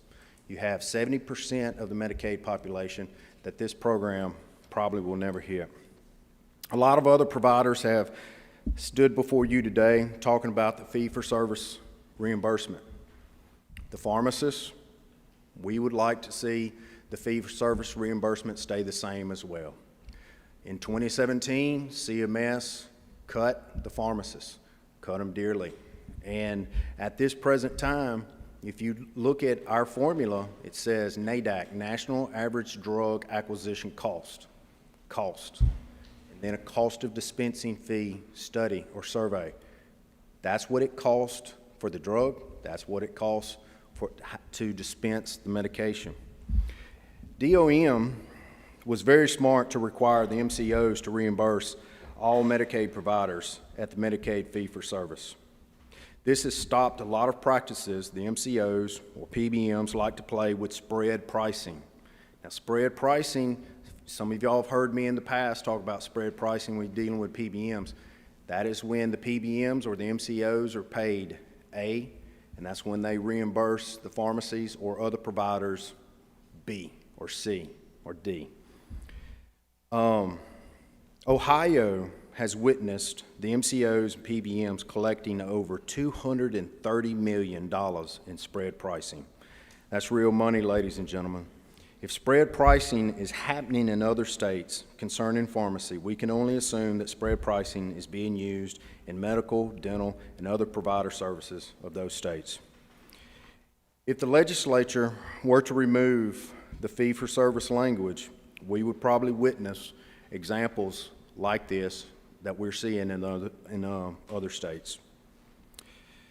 This would also allow the MCOs to implement spread pricing in the pharmacy program, and CMS has stated that spread pricing should not be implemented in Medicaid programs. So what do we recommend as far as the pharmacy go? We would recommend to the legislature and the DOM that they should seriously consider carving pharmacy out of the Medicaid managed care program. We're witnessing this movement in other states. Texas, Kentucky, North Dakota, California, West Virginia, and New York are all considering removing or have removed pharmacy from their managed care programs. We're also talking about a lot of the different games that are being played out there in the managed care program. Managed care organizations have their own specialty pharmacies, and this is costing Mississippi and the pharmacy providers money. The MCOs, or the PBMs, determine what is considered a specialty prescription, and they only allow their specialty pharmacy to dispense this prescription. And this is solely based off of price. The expensive drugs, they're classifying them as specialty. It's not that these gentlemen can't get it in their pharmacies or that they can't fill that prescription or dispense that prescription. It's all solely based off of price. That's it. It also is an issue, and some of these physicians that have spoken before me have said that they feel that if they write the prescription, that the patient should get it then. Some of these prescriptions are being shipped in by mail order by these specialty pharmacies 3, 4, 5 days later after the patient has seen the doctor. The doctor does not want that patient to get that specialty prescription 3 to 4, 5 days later. They want it now. And it's not, like I said, it's not that these individuals, these gentlemen with me today cannot get the medicine. They can get it from their wholesaler. It's that the MCOs or PBMs have classified that as a specialty item. We feel like the state of Mississippi is spending more money in administration fees by allowing pharmacy to be included in the managed care program. DOM should not have to watch 3 MCOs to make sure they are doing their job. We believe we will see a cost savings if pharmacy is carved out of the managed care program. In 2017, West Virginia carved pharmacy benefits out of its managed care program. This decision saved West Virginia $54 million the first year. And based on their numbers, they saved $6.41 per pharmacy claim in administrative costs by carving pharmacy out of the managed care.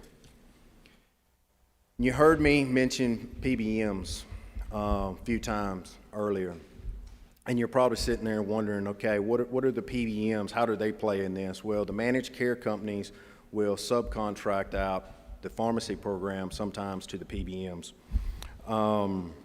Molina is one of the managed care companies. They use CVS Caremark. United Healthcare uses Optum, which is basically their in-house PBM, and Magnolia uses Envision. Several states have found that an excessive amount of taxpayer dollars remain with managed care organizations and/or pharmacy benefit managers. Pennsylvania, between 2013 and 2017, the amount that taxpayers paid to PBMs for Medicaid enrollees more than doubled, from $1.41 billion to $2.86 billion. Ohio, I mentioned them earlier. The state auditor found that of the $2.5 billion that's spent annually through PBMs on Medicaid prescriptions, PBMs pocketed $224 million through the spread pricing alone during 1 year. Kentucky.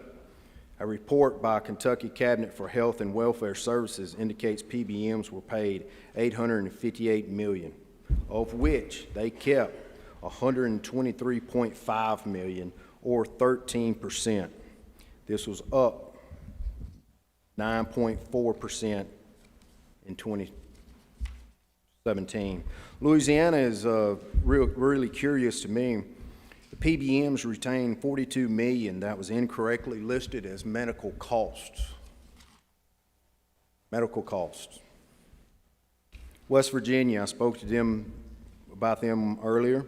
Carving pharmacy benefits out of the Medicaid managed care led to an actual savings of $54.4 million to the state Medicaid program, an additional $122 million paid to West Virginia pharmacies in the form of a fixed dispensing fees in 1 year.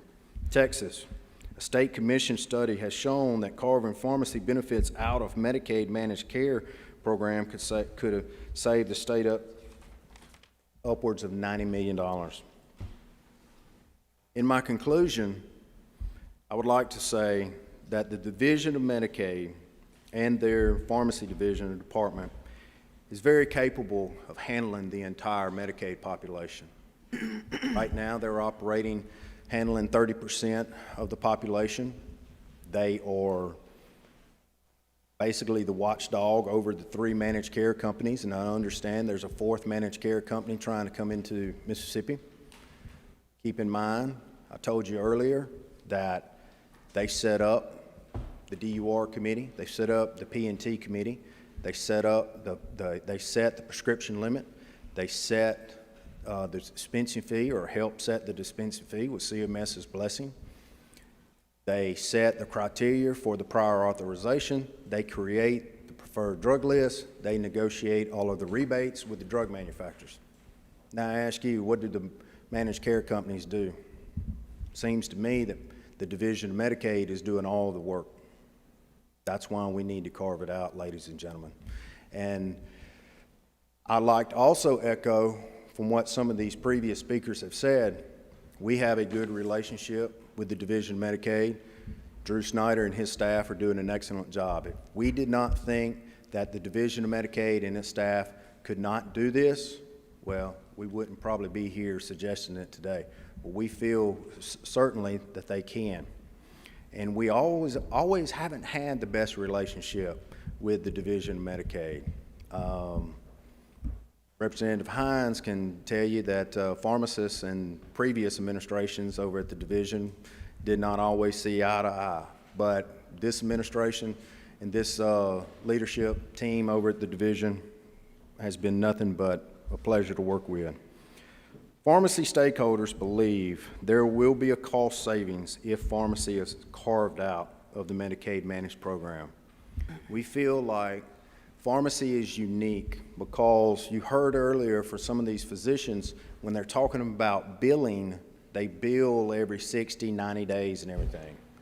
Pharmacy is totally different. When the Medicaid beneficiary walks into the pharmacy with their prescription, the prescription is filled, dispensed, and it is electronically adjudicated at the point of sale. It is done right then and there. It is not billed 30, 60, 90 days later. It is done right there at the press of a button. So why are we allowing all of these hands to come into the cookie jar, so to speak? Why can't the Division of Medicaid handle this already?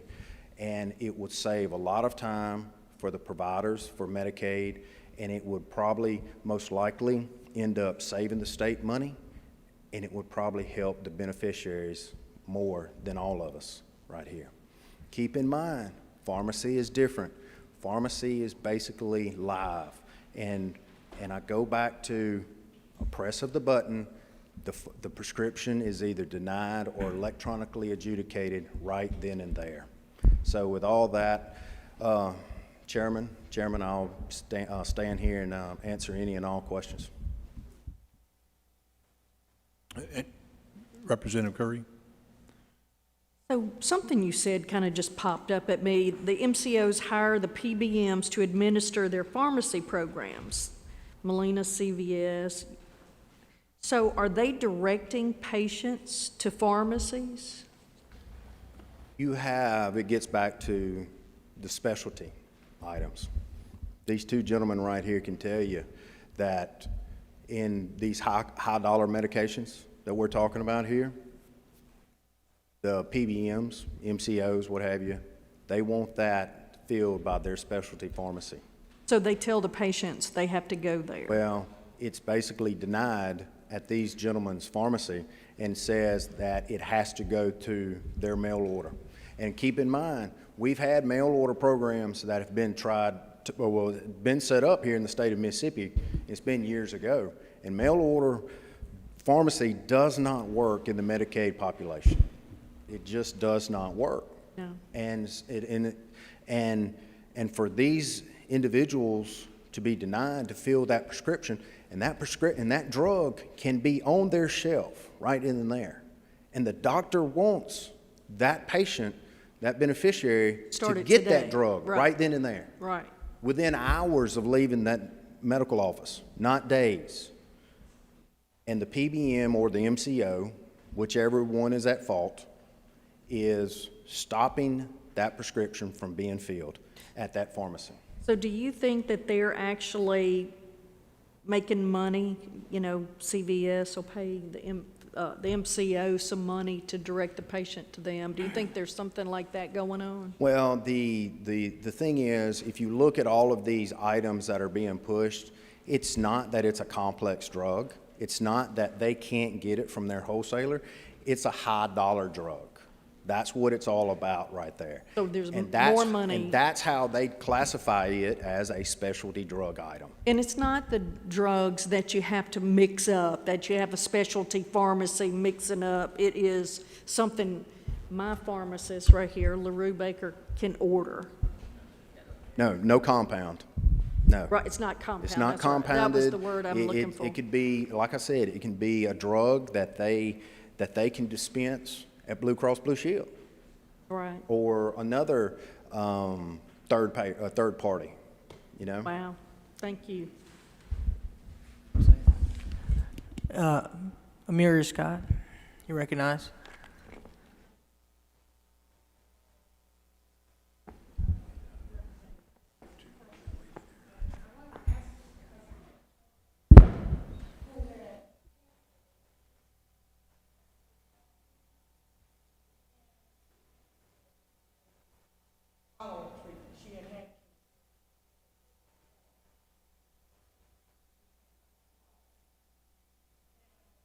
I just heard in your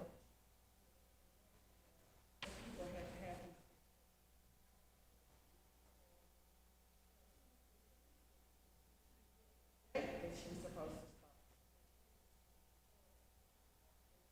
start. It's the kind of special.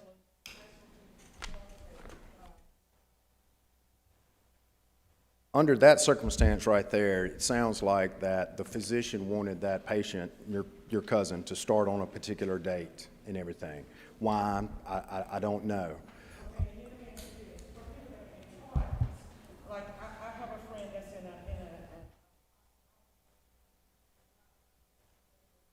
medication. He was in the physician's office about 3 weeks ago. Then they told him that the medication in the trial would come to him and told how he would take it. The only reason I'm asking this question is because in your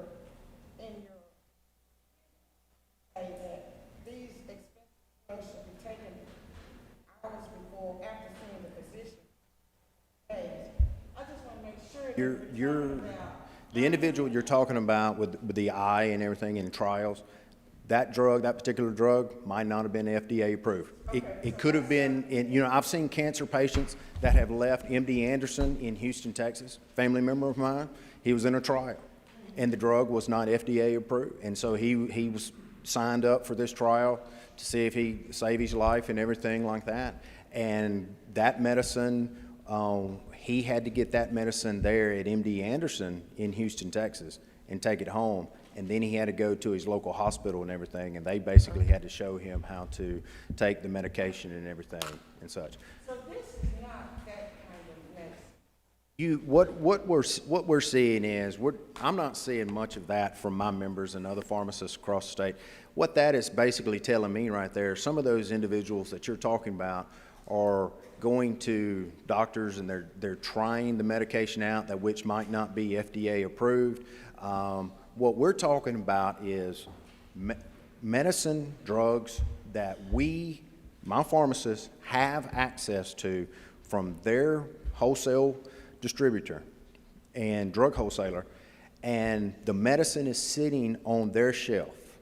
And they could dispense it. They might be dispensing that same prescription to other patients in commercial plans, Medicare Part D plans, or whatever. But sometimes the MCOs, PBMs, like I said, I don't know really who is the bad actor in this right here, is stopping it at the point of sale because it is a very expensive drug. And now it sounds a little different from the individuals that you're talking about right here because they sound more like they're in the trial stage and everything else like that. And then the doctor, when you're talking about getting the cancer med from Florida, might be just like my uncle that I was talking about. If I have a prescription, I go to the drug, I go to Mr. Will. I go to Larry Thomas. He's an independent. I have a prescription, but this could be one.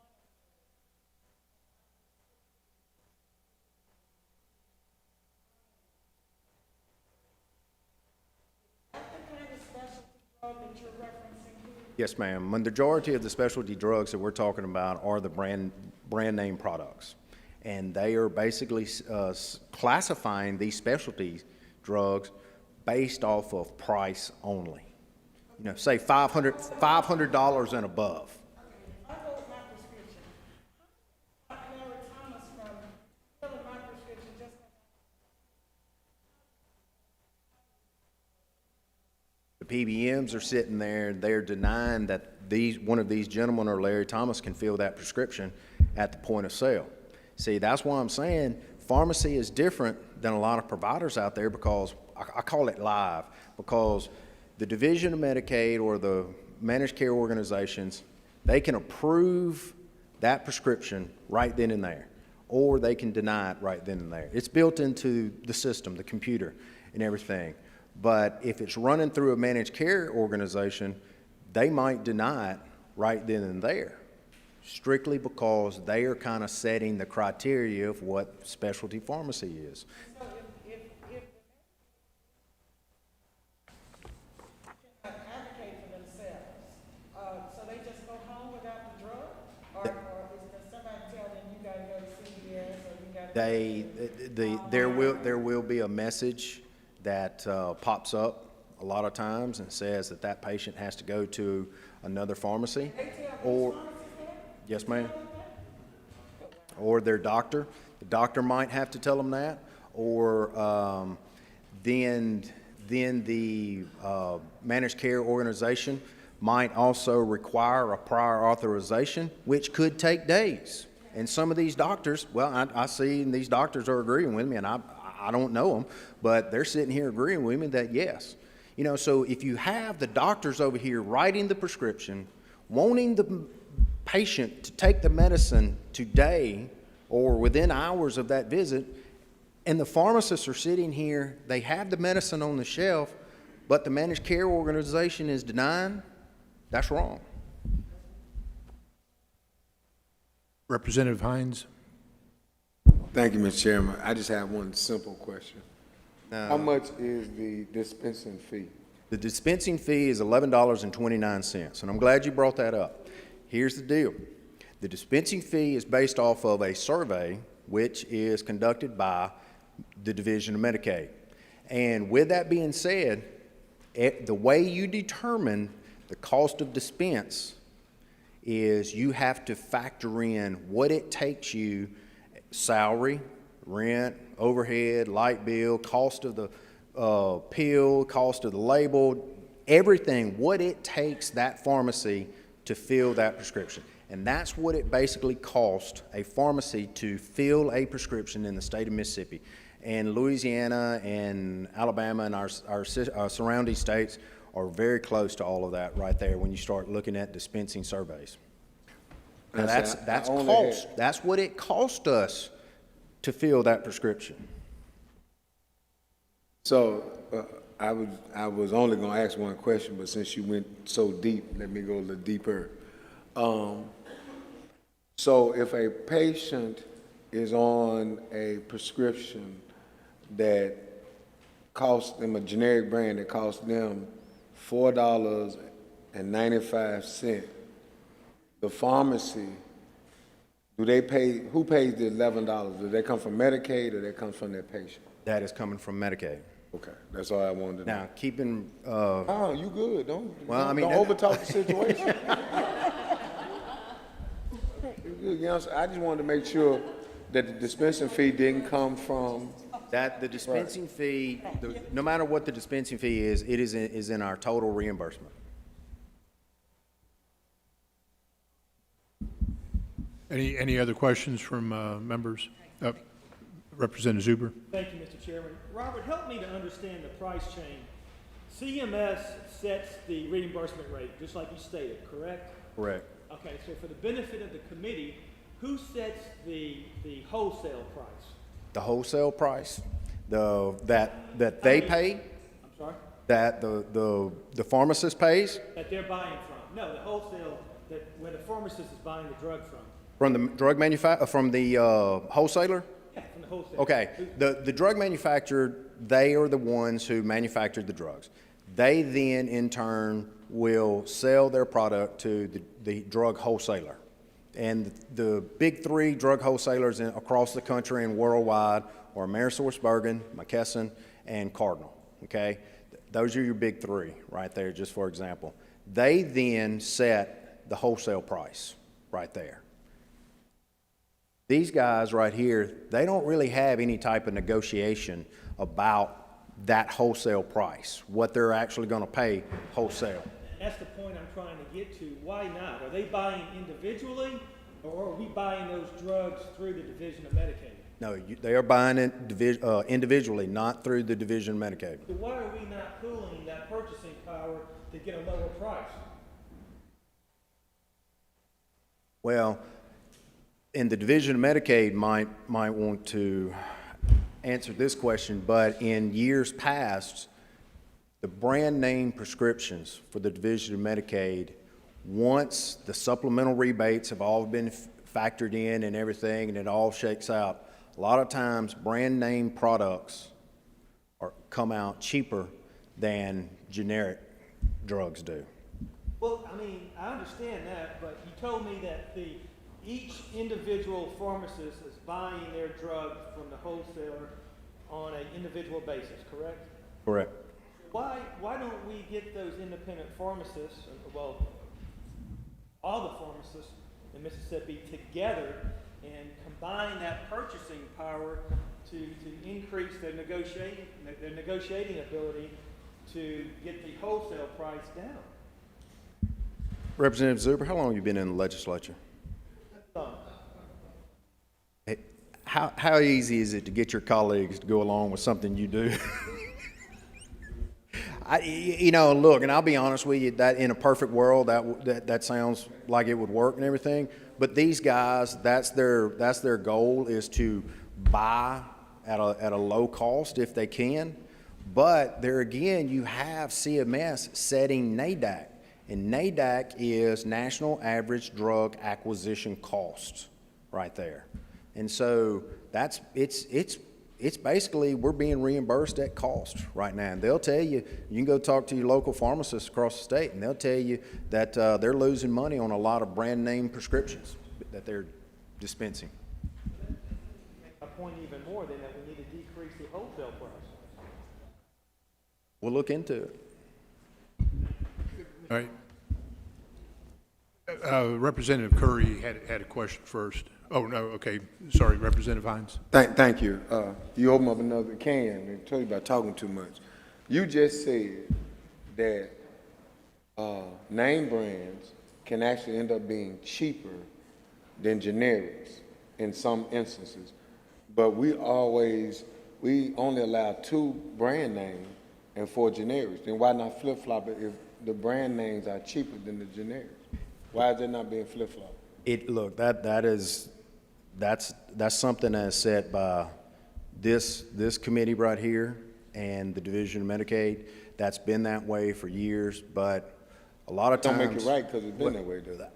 A lot of things, I'm just saying that by the time you factor in all of the negotiated rebates from the drug manufacturers back to the Division of Medicaid, sometimes it shakes out that they're cheaper. All right. Thank you, Mr. Dozier. Thank you. To the members of the committee, I know several of you had questions of Dr. Godet. He has graciously offered to stay and answer questions. So at the will of the committee, are there additional questions for Dr. Godet? Representative Curry, I know you I actually asked those questions to other people, so Okay. it worked out fine. All right. Representative Hines? No, I'm good. Okay, all right. All right, well then, this concludes today's hearings. We'll be back tomorrow morning at 9 o'clock. Certainly thank members of both committees for attending and those presenting.